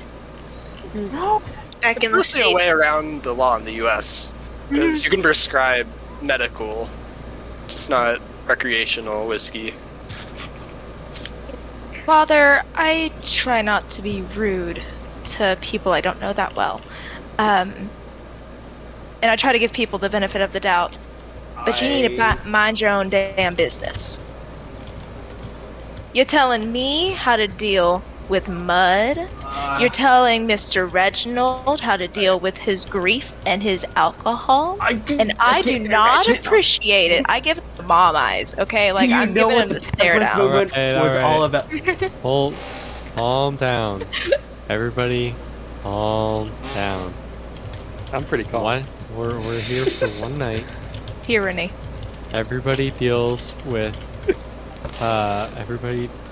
mourning in their own way. Mhm. But Everybody there's must. better ways to cope. Father, I would ask that you respect everybody's various methods of coping. If it's not, just because it's not your way, doesn't mean it's the wrong way. It's not a healthy way. We to must, and I'm sure that could be correct, but everybody must deal with their own mourning their own way. Otherwise, they will never truly mourn. So, if we could calm our hearts, calm our minds for one night, sleep through the night, relax, we'll wake up in the morning refreshed, and it'll be a new day. I cannot believe that I am hearing from this from a psychologist. That's all I'm saying. Well, I don't know what to tell you. It's what I've been trained to do for many years of my life. So, I'd say we all get to bed, get some rest, and we will figure out our next steps in the morning. Okay. Sounds reasonable. My family's had a bad history with alcohol. That's all. I'm sorry to hear that. If you need to talk about it, we can talk about this maybe some other time, maybe tomorrow. I'd be happy to listen to you, but I think we all just need some rest for the night. All right. I'm sorry for trying to do what God would intend me to do and trying to help. I forgive you. And I'm sorry that you feel so. Sorry that you feel so strongly about that and that it offends you. But it is what it is. I'm sorry that you're offended. Essentially. I've got a mind like an elephant. I will never forget this. That's all I'm gonna say.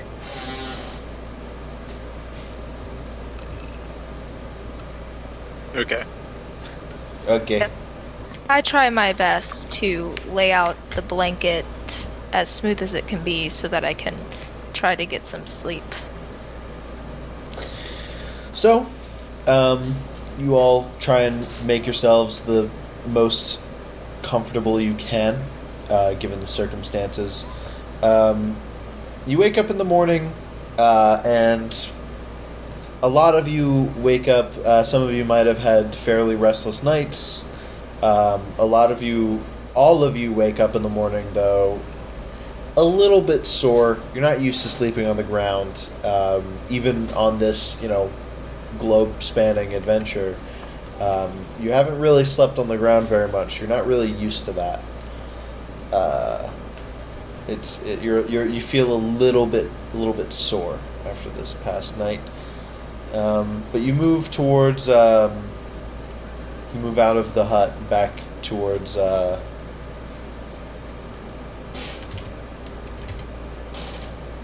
And back towards Bundari's hut.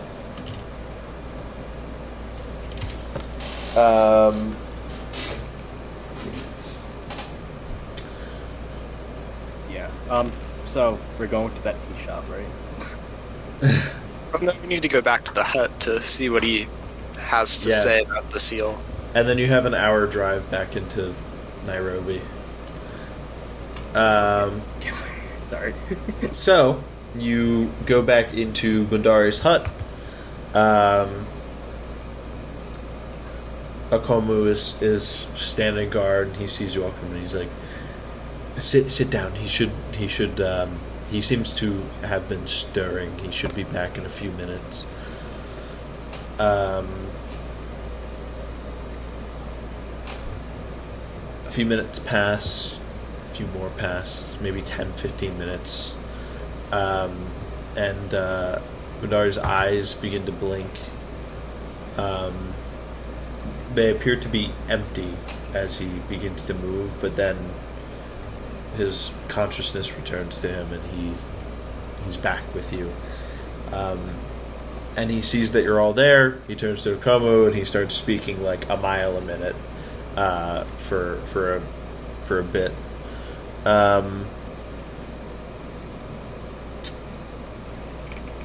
And Akomu looks to all of you after he's done talking and says that, Bundari, he has journeyed far to figure out the secrets of this sign, the seal.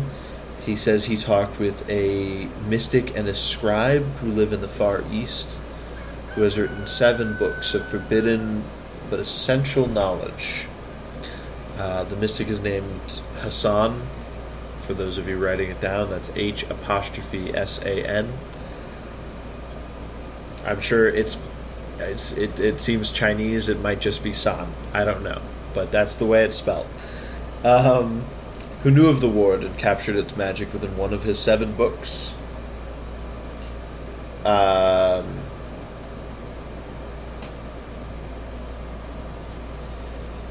He says you may be able to find him and his books in the East.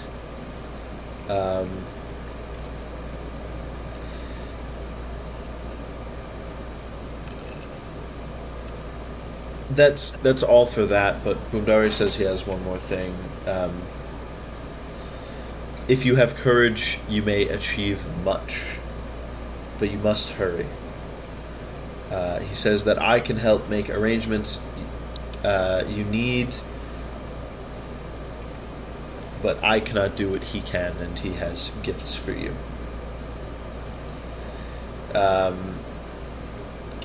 Okamu makes a move to to a collection of items on the side, and he pulls over a strangely carved fly whisk and a lizard in a cage, and he hands them both to one or two of you.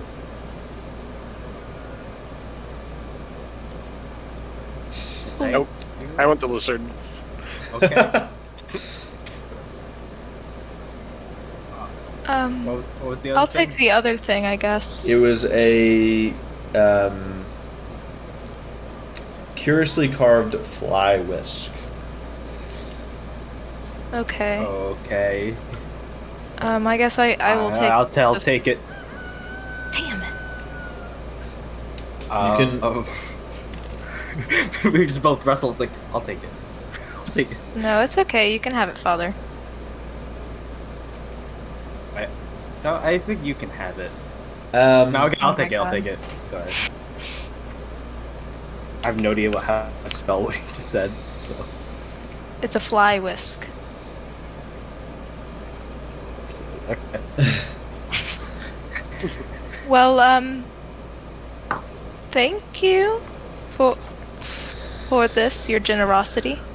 So he explains that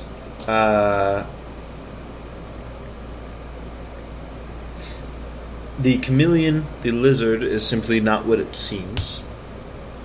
And he explains that the fly whisk, I believe he says that it... There's symbols on it. You looking at it, you see that it has an ebony handle and there are symbols on it. Okomu simply says that it can find and resist evil, is what Mundari told me.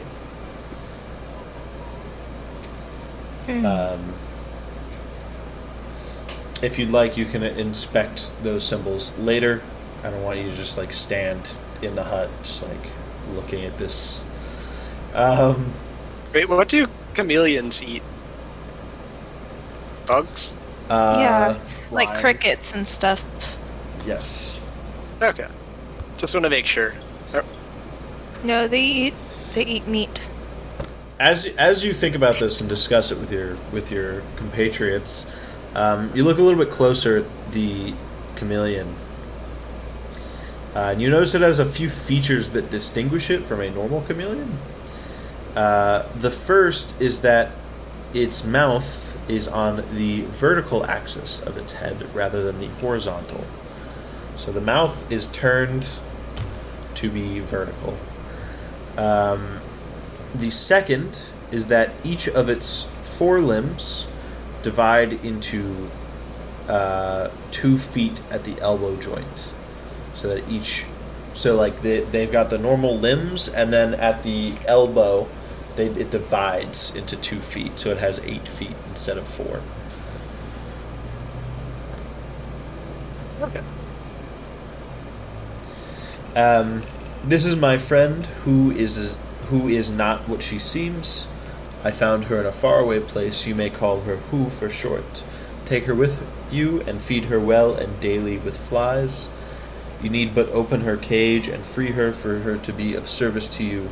But remember, do not let her out until you reach the mountain of the Black Wind, or you are in need of a friend. Sounds like a wonderful companion. Does it have a name? Pooh. Who? Oh. Well, her full name is Who is not what she seems. Okay. Okay. Do you have anything? Any info on this fly whisk or? He said already. It Okay. can find and resist evil. Oh. Well, thank you. Should we take the seal with us, or would you like to keep it here? Take it with you. It would be much more use to you if you found the other half than it would be to us here. Okay. But don't lose it. I'll try not to. Although I can't make any promises. Thank you so much for your hospitality and all your help. Bundari says, absolutely no problem. In English? No. Oh. I was like, wait a minute. No, I believe it was the translator Yeah. that said that. Okay. The translator literally says, Bundari says, no problem. Okay. Cool. You're welcome back if you need any more help on this journey. Okay, I head out. Thank you. Yeah. Head out. Thank you for everything. You guys get back. Au revoir. Au revoir. You guys get back in the car with. Yeah, Bundari says "Auf Wiedersehen" on the way out. You get back in the car, the Rolls Royce, and the same man comes out of one of the other huts, jumps in the driver's seat, and takes you all back to Nairobi in the Kenya district. So now you have two leads. You have the tea that you guys wanted to check out, and you have the thing that the person Bundari said to go talk to. Could I inspect the fly whisk while in the car? Sure thing. Give me an occult or archaeology check. Or anthropology, excuse me, not archaeology. Well, it's not gonna go well, is it? I need to get below 25. I rolled an 8. Oh, wait, that's an 80. Never mind. Upside down. Okay, great. It looks like what do they call it again? A fly whisk? It looks like that to you. Yeah. Whatever they called it, you're not really sure. It's something that exists. The Kenyan thing. Yeah. Maybe we can learn about it in the library. Or you can just wave it around, figure it out. Yeah, is there anything to learn about this, huh?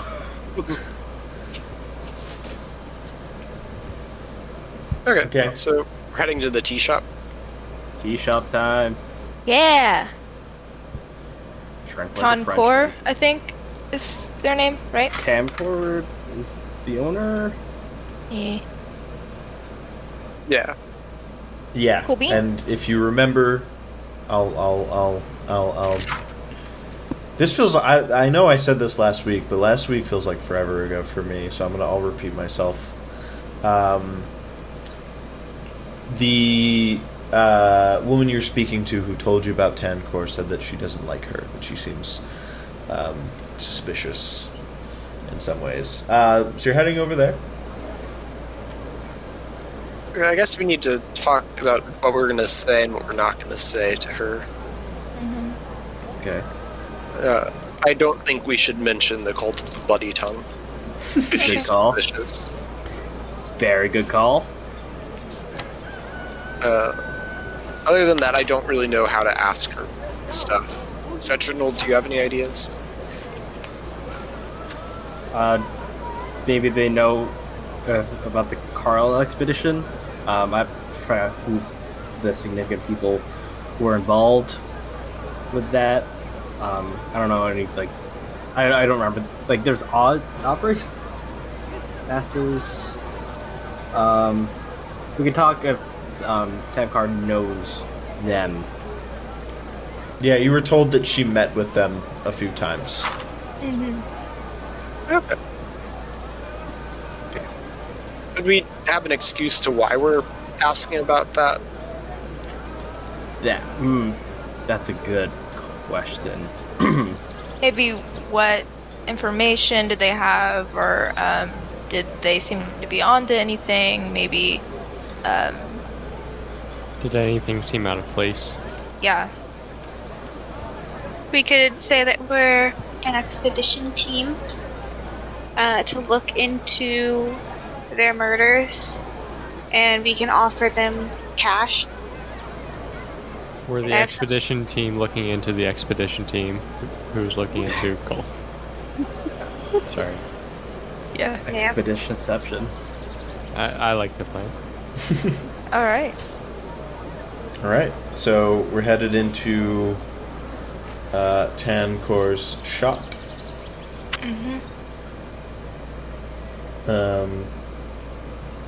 You push through the shade, almost the curtains that are in front of the door. This tea shop is clearly operated out of where somebody lives, or somebody lives nearby. Somebody lives on this property, I should say. I don't know why it took me so long to get to that. There is like a small, like, board framed building that's topped with like this tin cupola. It seems that this shop is quite busy, for a tea shop at least.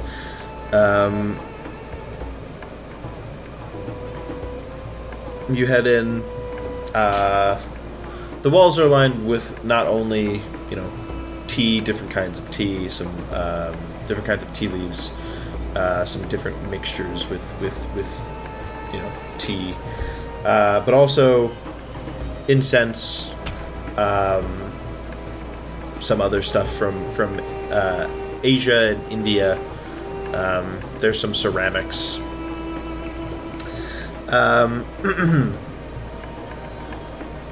A woman who you assume to be Tancor is standing behind the counter. She just finished talking with another customer. What do you do in the tea shop? Is anybody going to order tea, or are we going to ease into it, or just right out the gate, hit the ground running, just ask her? What do you think I'm gonna do? Of course I'm gonna order tea. Okay. Doesn't sound too bad if I do say so myself. He sounds lovely. I'll let Godfrey take the lead. Godfrey, do your British stuff. Do you have English breakfast? No,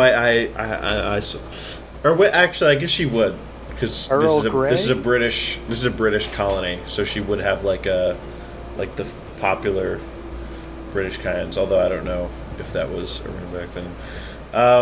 I have many teas that are popular with the British people who come here on safari. Sure, I can get you some. If you like, if you'd like to try any other kinds, around the store there's lots of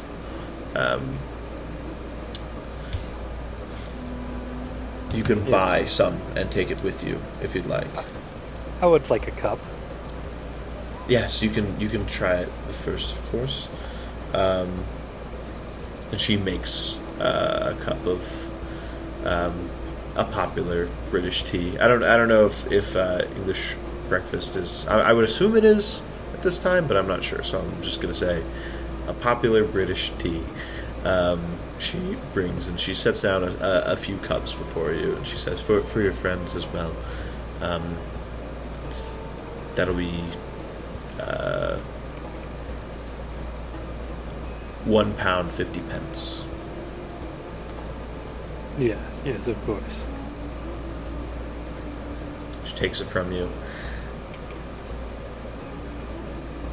So, what brings you to my tea shop? I have lots of advertisements around, but what interested you in my tea shop? First off, the tea's really good. You haven't even touched it yet. It looks really good.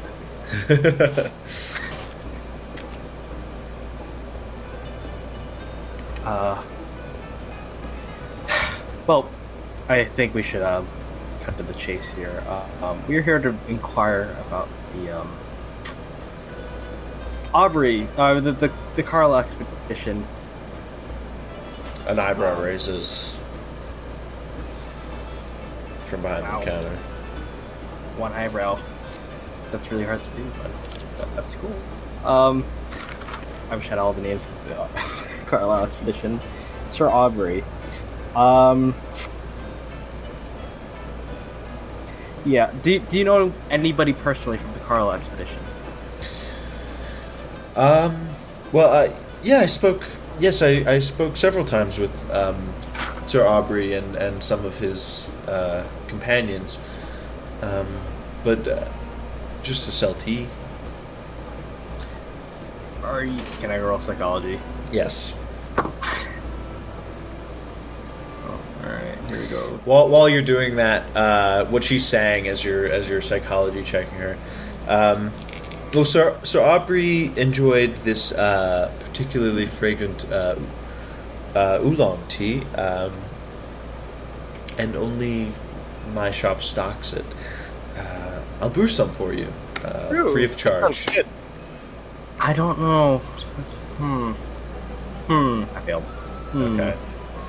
I've never had any Alright. bad experiences with tea. She starts brewing it on the counter between all of you, and she says, "Do any of you know any good poetry to talk about while we wait?" Oh. How about there once was an expedition, and now I have an intuition. Carlisle. A rhyme scheme does not poetry that make. was kind of a really bad poem. Doesn't matter. what's the deeper Poetry can be meaning? anything you want to be. What's the deeper meaning behind it? I have inquiries on the Carlisle expedition, That's what I said. and I would like some more information. As you can see, my poem was, very specific.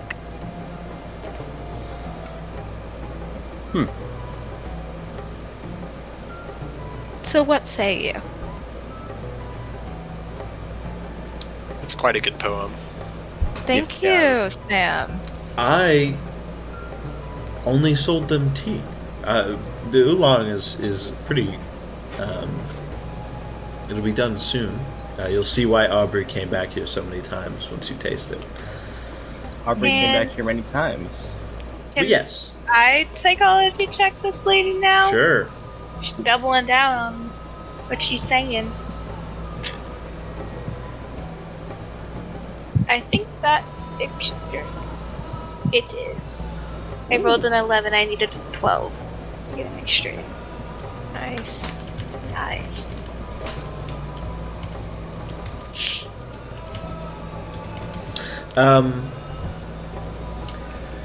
Yeah, she's not being very truthful. You don't- Wow, who would have guessed that? I don't know that because I failed. Well, did they seem off at all? When you would speak to them? Besides the tea, you had to have spoken to them, of course. Well, yes. Aubrey taught me many things about Egyptology, actually. Such as? Well, plenty of great stories about the pharaohs.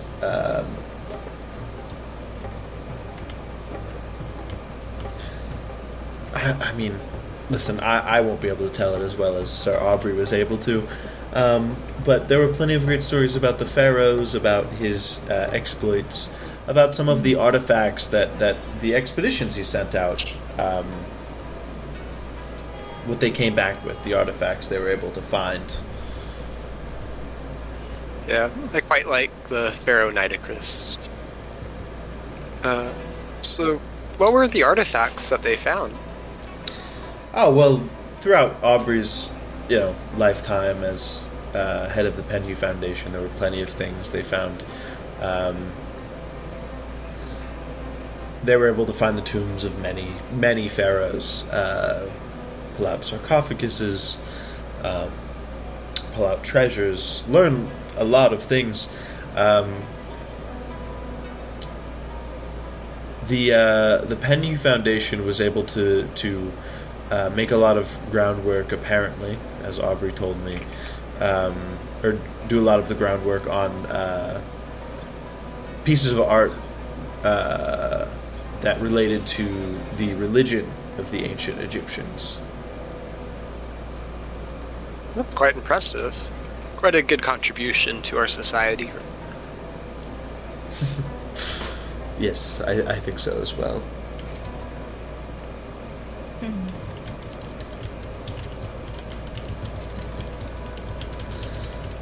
Just saying, he's really good.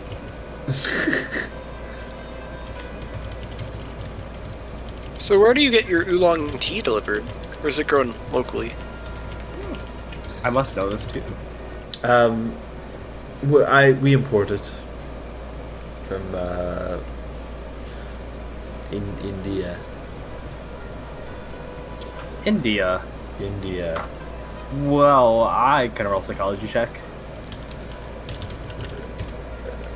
Gonna keep on. Well, I'm not. No, because the reason I said it like that was because I don't actually know where oolong tea is from. Okay. So, I'm a little suspicious of this. I actually import it from China. My mistake. Oh, okay. Is there any way to Retcons. kind of investigate kind of this tea? Is there something off with it? No, it's tea. Okay. Sir Aubrey had really good taste. It looks like tea. I can see why he came back many times. Okay, I have to ask, you know what happened to the people on the Carlisle expedition, correct? Yes, of course. Yeah.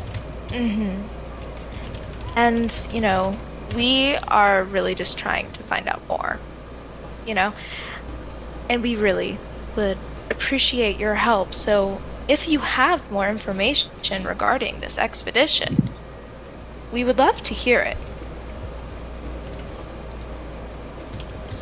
I'm not sure what other information I might have. I mean, if you're going to be so aggressive, I might have to ask you to leave. I'm really not quite sure what you're referring to. Oh, I'm sorry. Sometimes I come off a bit strong. That's just part of the actress drama in me. I'm sorry for pushing you so hard. I apologize on her behalf too. I'm gonna go and look around the tea shop like she recommended doing. Just browse, I guess. Okay. That's what Reginald's been doing the whole time. It's been just like off looking at tea. Can I look around the shop and just see if there's anything like off about it? Sure. Those of you looking around, it's a tea shop. In here, it appears to be.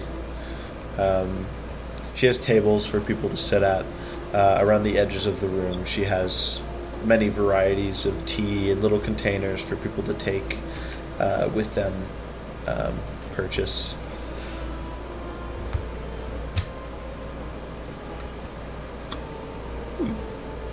Nice little shop you got here. You have to roll spot hidden to find anything, or is it just like... No. If they asked to look around, I would ask for a spot hidden if there was anything to find in here. Okay. Can I buy some oolong tea to take with us? Ask for the tea bag instead, or something. Are you asking her? Yeah. Okay, cool. Yes, of course. Here, it's done brewing. You can go ahead and try it before you purchase any. She sets a cup down in front of you. Alright, I'll try it. It tastes good. Does it taste similar to the Miles Shipley tea, or no? No. Okay. It does genuinely taste like oolong tea. Okay, good. If you've ever had that before. Oh yeah, it's really good. So, yeah. Is there anything else you guys want to do in here? You purchased the oolong tea from her.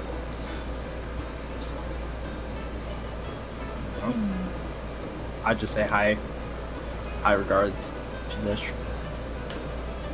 I didn't notice anything. Psychology check failed. Just like, see ya. See you around.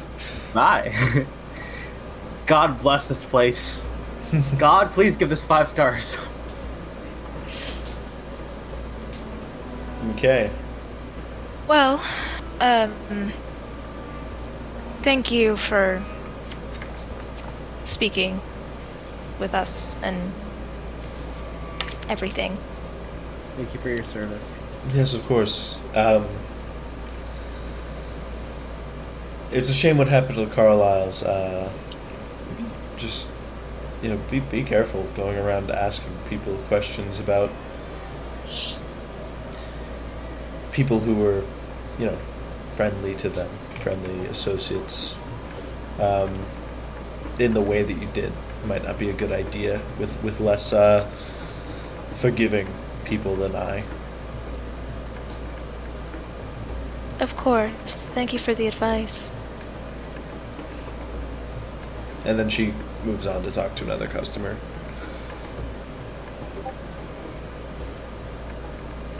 I'm mentally giving her the finger. Ooh. I don't like her. I don't know, I she thought didn't seem was too fine. bad. I thought she was great.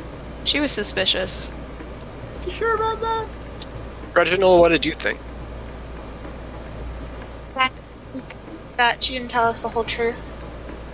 And I don't know how we're ever gonna get the full truth. You couldn't? Well, she lives here, so sneaking in would be a little bit tough. And illegal. So, so she lives in a hut, kind of around on the back side of the property. It appears to you. There was a back room, but it was open. It was kind of like there was an open doorway, so you could see back there, and it looked like just storage for tea. Besides that, it didn't appear there were any other rooms. You guess she probably lives on the other building on the property. And since you walked outside, I'll go back to the outside. This other building on the property, open? Or is it locked? Are you gonna go try... The door is closed. Are you gonna go try the door handle?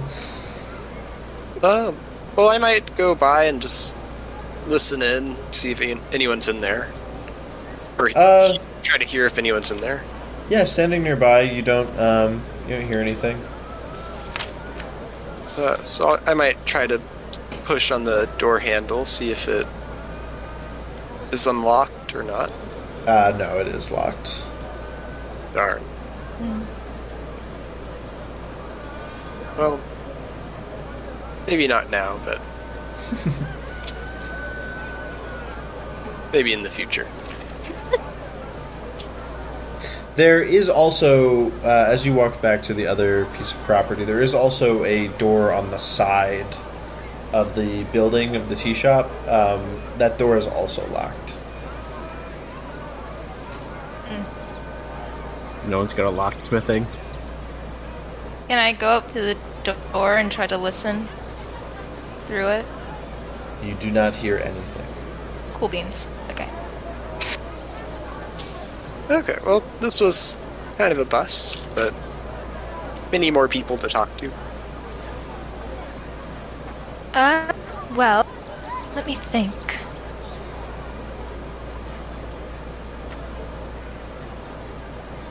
But we also have Lieutenant Mark Selkirk. He is another source of information we can talk to. Well, he's supposed to lead you... I believe he's supposed to be the one to lead you to the... Oh, no, I'm sorry, never mind. That's San Marika. I apologize, you got it right. Yeah, Samariga leads us to the mountain. So at some point we could always go and try to speak to him. He lives on Charles Street.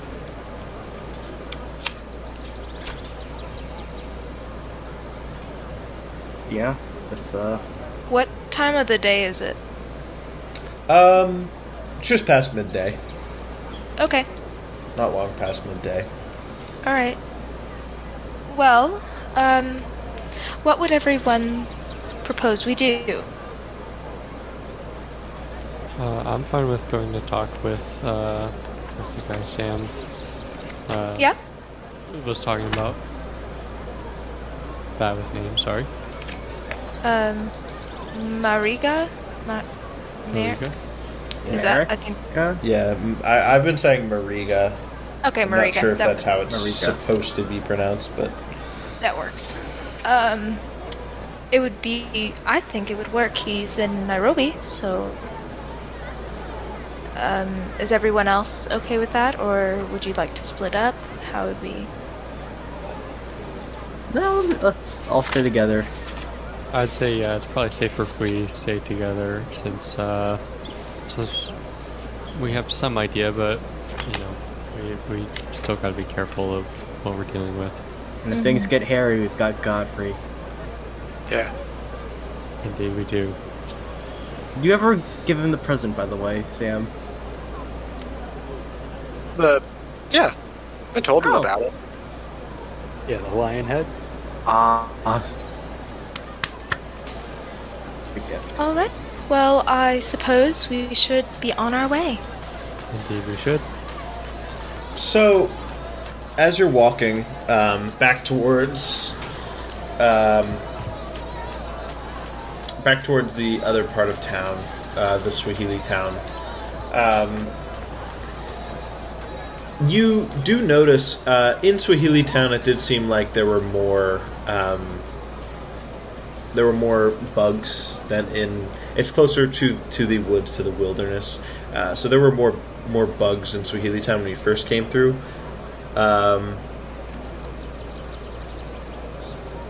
Yeah, I think I'll go ahead and just give this to you.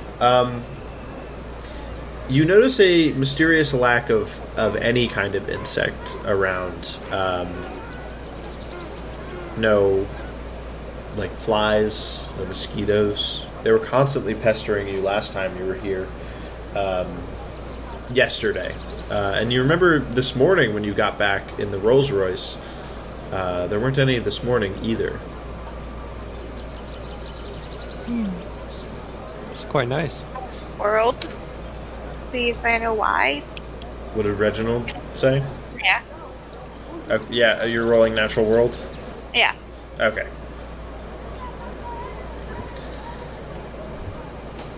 I failed.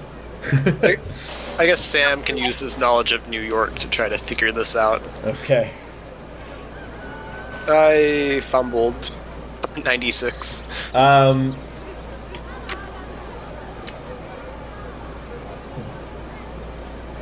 The insects in this area, that's like an anomaly. Like, this is what it's normally like.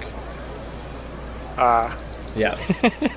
Can I also roll for natural world? Oh, If God. you want, yeah, sure. Everybody's gonna. Oh yeah, fumble. I'm This just is gonna great. do it. Success! Okay. 4 out of 10, baby! So, Wow.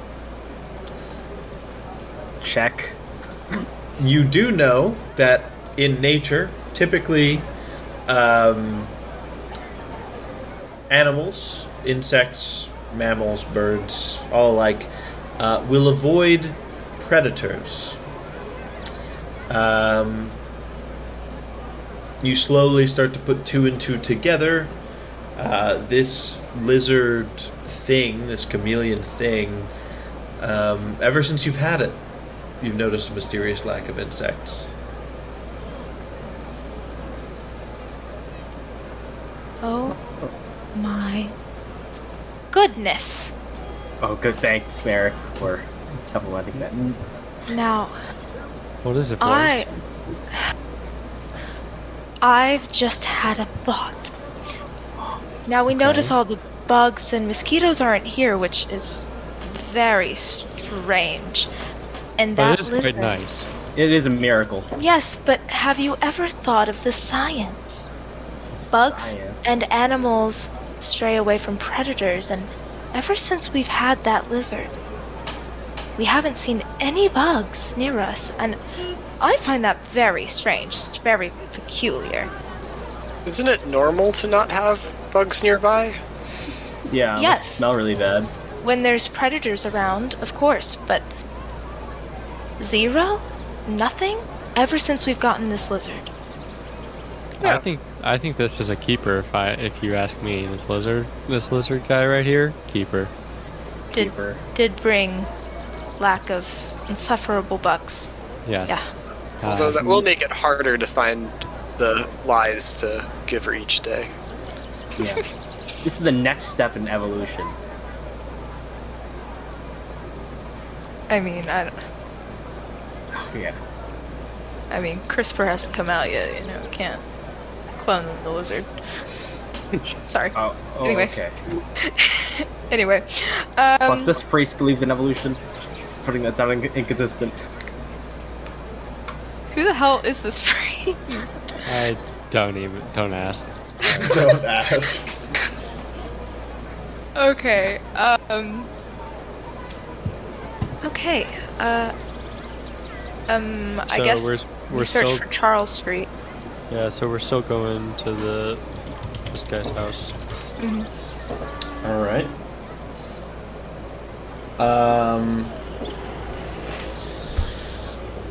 Heading to Charles Street. You do find a small house.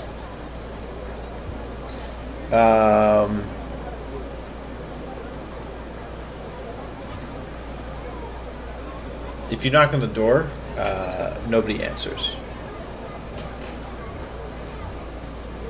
Is the Can I- door open? Nope. Can I try to listen? You Do I hear anything? You're You hear a I dog hear bark. Aries. No, you don't. You don't hear anything.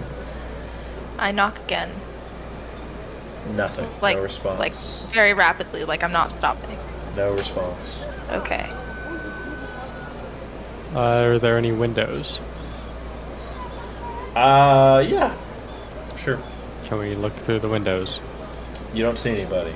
It's dark inside. You can see a room. He's got plants all around his house that are beautiful. It's quite humble, essentially. Humble furnishings, aside from the plants. Sam, Mariga, are you in there? Maybe they're not home right now. Maybe we just need to come back later or wait for them. patience is a virtue. We could see if there's an alternative way in. You're not suggesting breaking in, because that's a sin. You can turn away, Father. Oh. No. No.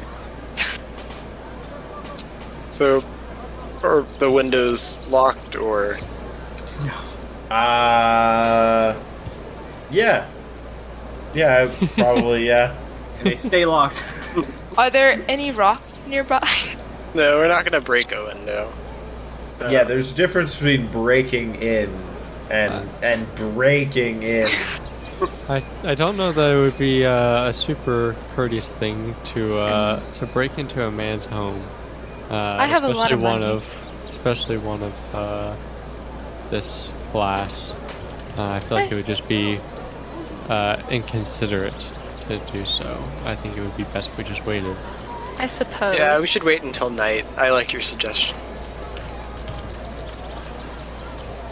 All right.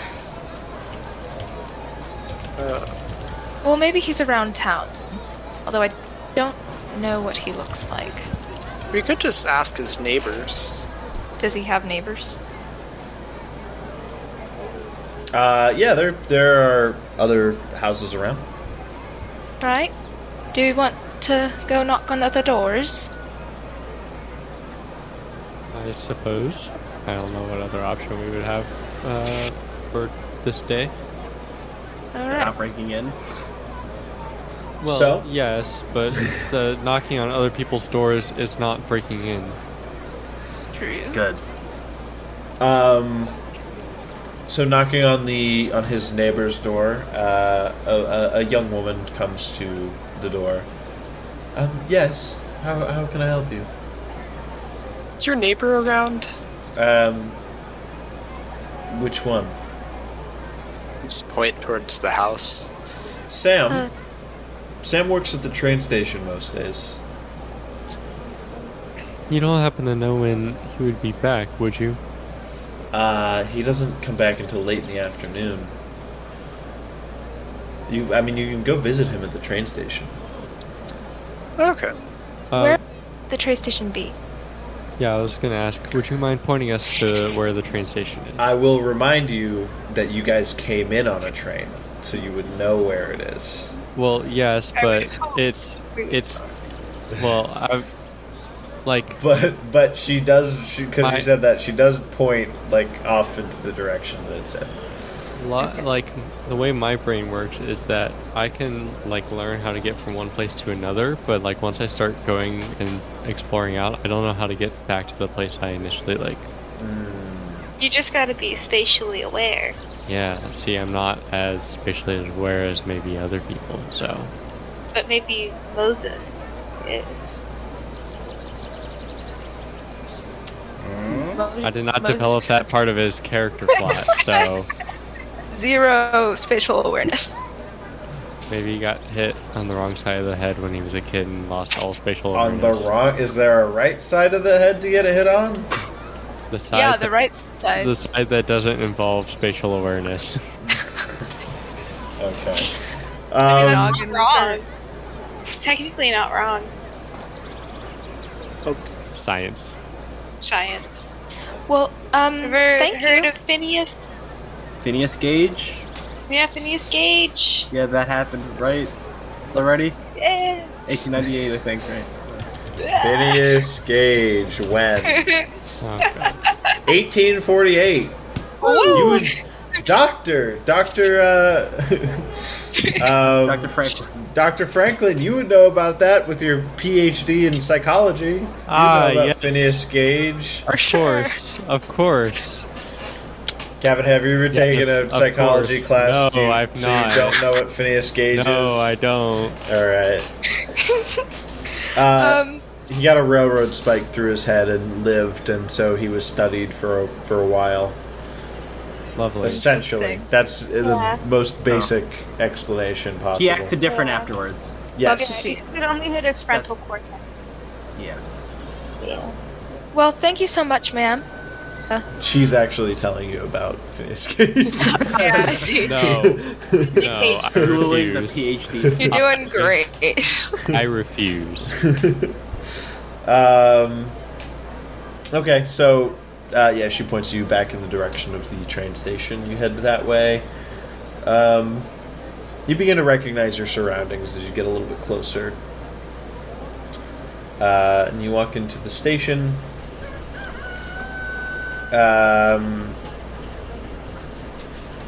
You go and you ask one of the ticketers, "Do you know a Sam Mariga? Where can I find him?" They're able to point him out to you. They say he's on a break right now, and he's probably outside. So you go back outside. You find him sitting on a bench. What do you do / say? What does his demeanor look like? He's just like relaxed, essentially. He's trying to enjoy his break.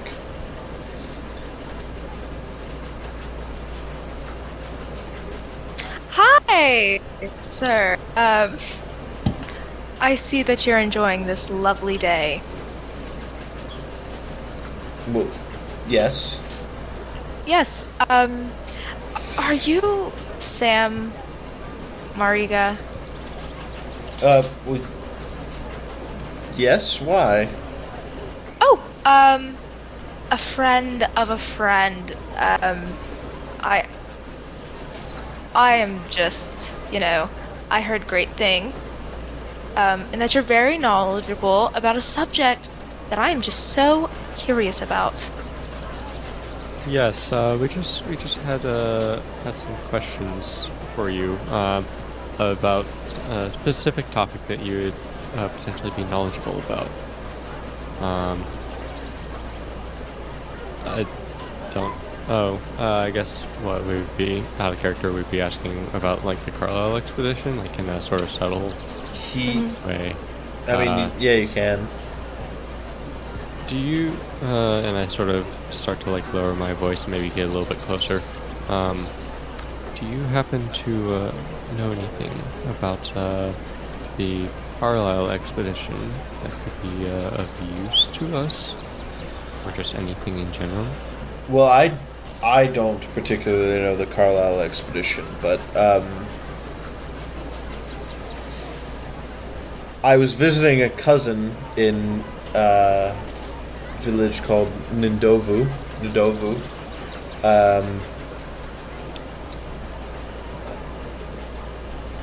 I heard it was in the Aberdare forest. I heard how many laid slain from some of the Nandi people nearby, and how it was unwise to look upon the carnage, and so I came back. I informed the authorities in Nairobi, and they looked, and they arrested some of the Nandi people, and they hung for a crime I know they didn't commit. That's all I know about the Carlisle expedition themselves. I don't know much about Can I do a psychology check? the people. What are you checking? I just want to kind of see if he's holding anything back. If he seems hesitant. No. He's Okay. being truthful. Cool.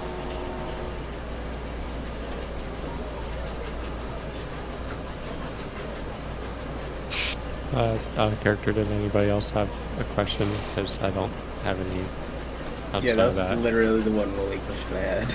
This is the guy who's supposed to lead you to the mountain, guys. Yeah. Oh, Right, I remember that now. Thanks, God. Okay. Well, sir, we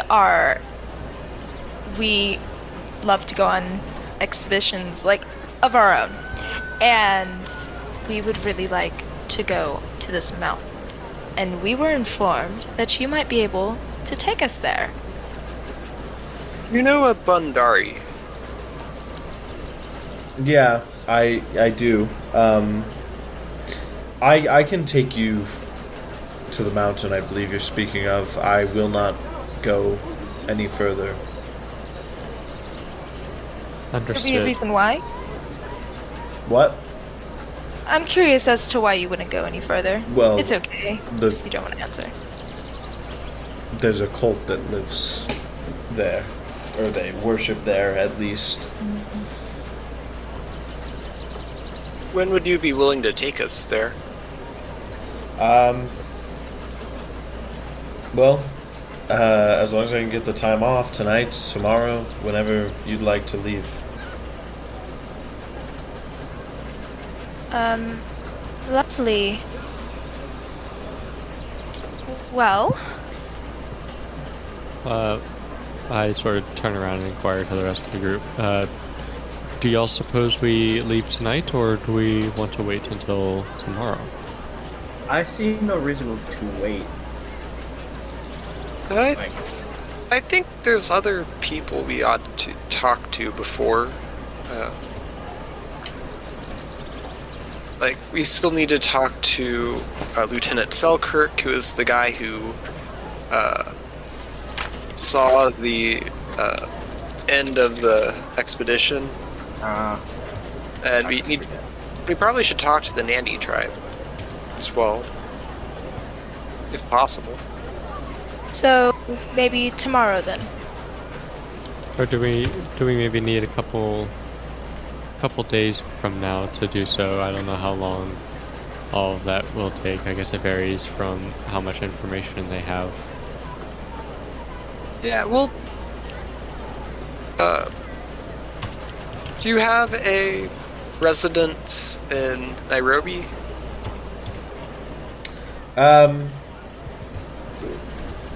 Me? Sam? Yeah.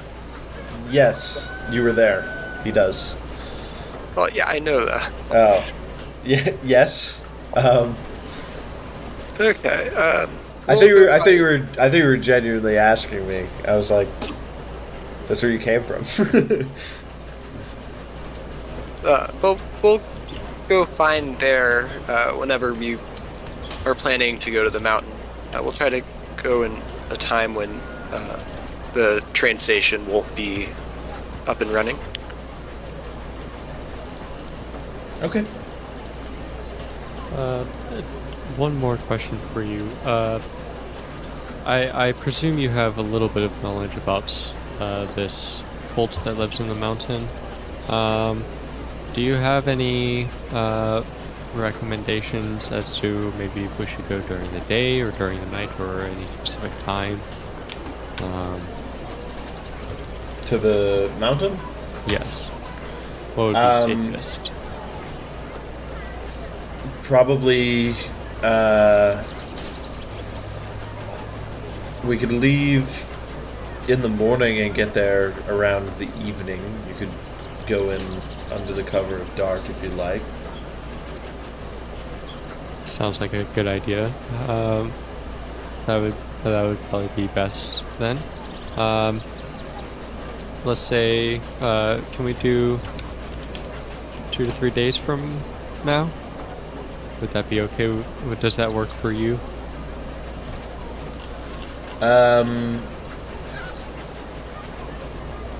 Sure. Yes. Alright. Well, I reach out my hand to shake his. He shakes your hand. We'll see you then. Thank you for your assistance. Thank you. And we move on. Okay. And is it still daytime? Is it starting to get in the evening time? What I would say it's probably in the afternoon now. Okay. Do you suppose maybe we'd have time for one more thing, or should we? Yeah, you'd probably have time. Okay. Well, what next, Sam?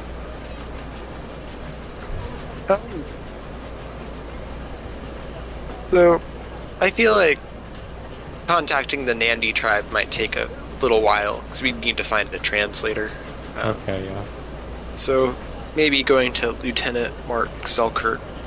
I'm sure he has a residence near here. Yeah, I was about to ask, do we know where his location is? If I'd be not, like- But if he's a British lieutenant, then you could probably go to the British colonial office, okay. the government house. Yes. Got Okay. it. So we just walk over there. Yeah, Okay. we walk that way.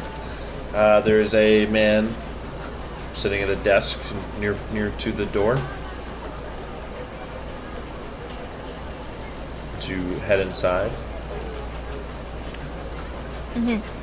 And I'm sorry, his name was Lieutenant Mark Selkirk. Mark. Yeah. Right. I guess I walk up to him and I say, hello. We are, me and my friends here are looking to speak to a Lieutenant Mark Selkirk. You don't happen to know if he's around by chance, do you? Well, I'm afraid to tell you this. Lieutenant Selkirk is deceased. Oh no, what happened?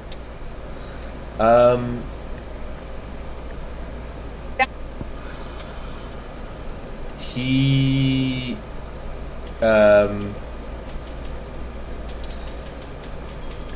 He died in an accidental fire. It was tragic. When was this? A few years ago, maybe. There were some investigators trying to track down some people, and he was one of them. Unfortunately, he was killed in the fire before they could discuss whatever it was they needed to discuss with him. So you don't know what they were tracking him down for? Well, I would guess it would have something to do with the Carlisle expedition that attracted attention to him for quite some time, but no, it's above my pay grade. I'm not entirely sure. You don't happen to know where this happened, do you? You don't happen to have this information? Where? No, I don't know personally. Interesting, okay. Do you know what the cause of the fire was? If it was arson? It was accidental. We know it wasn't arson, essentially. There's no evidence of tampering. It was just a sudden tragic accident. Were there any witnesses? No, not that I know of. The evidence we have to go on just says that it was just a sudden, random fire. Could have happened to anyone at any time. Well, in certain climates, but I figure he's telling the truth, but just to make sure, does he seem to be off at all whenever he's saying this, or is he saying it completely truthfully, straight face?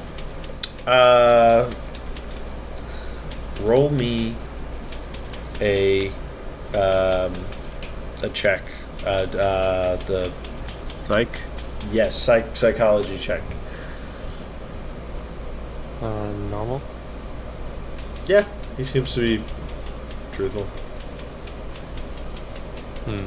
I told you I'm not always gonna have you roll when they're being truthful, because it would be unfair to be able to check that off all the time. But I am gonna keep you on your toes.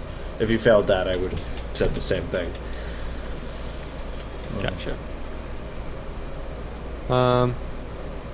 You don't happen to know anybody who would have more information on this, would you? Or even more information about the man himself? I mean, that is the information. All of the members of his group that found the bodies of the Carlisle expedition with him, or went out there to look at them, they're either dead along with him, moved stations, or are stationed in another colony or nation. Service for the British Crown. You moved around a lot. Yeah, yes, sir. I understand that. Well, thank you for your time, and I guess we will. Unless any of my friends here have any questions, I think we'll be on our way. That about covered it. Thank you. And I guess we head off. Okay.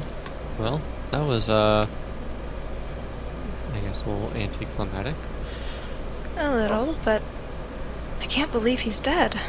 It was Tragic. very tragic. Well, it's kind of suspicious. Like the fire on the train, Yeah. and then the fire affecting the lieutenant and the other people that saw the Carlisle expedition. That It seems is a good like point. they're trying to take out people that know or are investigating what's going on. Well, then probably ought to stay alert and try and be careful when dealing with matters like this, because It seems like there's a pattern here, so we ought to try and learn from those patterns and do differently. Yeah. Well, shall we maybe? Well, is it? That didn't take too long. It took maybe depending on how long it took to get there. I would imagine it's still afternoon, right? Sure. If there's one more thing you want to do. I don't know what else we'd do. Maybe but- we can go have dinner. Is it dinner okay. time? That's why I said it's probably still afternoon, because Yeah. it'd be a bit early for dinner. Well, afternoon covers a lot of time. I would say afternoon and evening kind of overlap. I guess So that's late true. afternoon would be like early evening. Well, I guess, yeah, we could just call it a day and go to the Nandi tribe tomorrow. Alright. We'll find a translator first. Yes, find a translator. Well, do we want to maybe... Sir Godfrey, are you able to speak that language? Swahili? I dabble. Okay, you dab.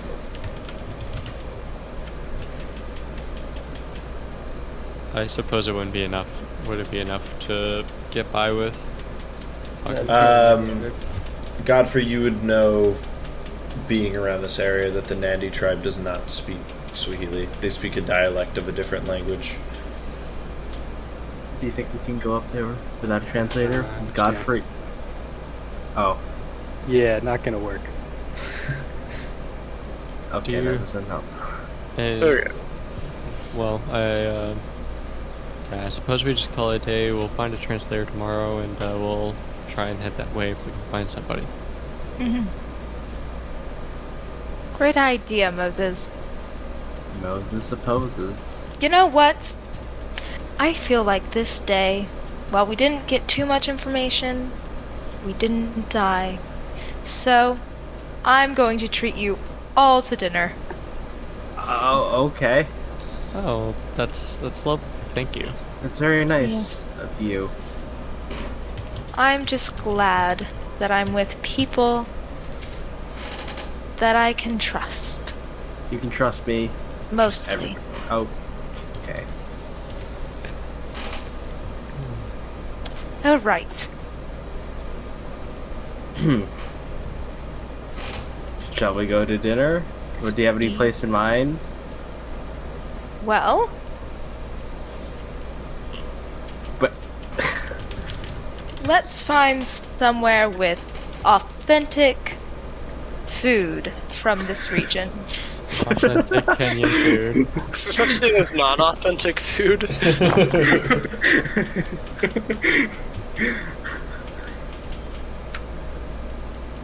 Alright. I'm scared. I guess. I don't know. Yeah, we'll go find somewhere. Alright. All right. Well, I'll say, considering you have the Nandi tribe coming up tomorrow, and as well as the trip to the mountain coming up, I'd say this is a good place to end it off. Oh, Before we really, we leave our investigators chowing down on some authentic local food. Kenyan cuisine. Yes. Only So- the finest. Next episode, depending on how far you get, I don't know if you'll get to the climax exactly, but you might get right up to it, I think. And even before the climax, it'll probably be still a little hectic, maybe. Ooh. We'll see. We'll see what happens. So, thank you all for watching and listening. We're having a good time here. We're more than halfway through this campaign. I don't know for a fact what we'll play next. Avatar is going to be early 2022. But before then, we're basically going to fill that time in with some stuff. We might do a little D&D, a little bit of something else here and there, flip around a little bit, do a couple of different things. But we'll see what happens. So, if you like Call of Cthulhu but also like other stuff, stick around. You can find us on Twitter at Not Just Any Pod. There you'll find information on this show, as well as our other show, Not Just Any Book Club, where we talk about literature, if you're interested in that also. If you enjoyed, please subscribe, follow, give us a rating of 5 stars, give us a like, a thumbs up, whatever it is on whatever platform you're listening on.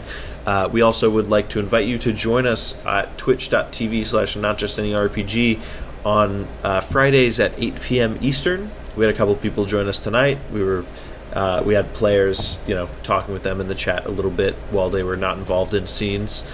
So, it's a fun time. Come join us.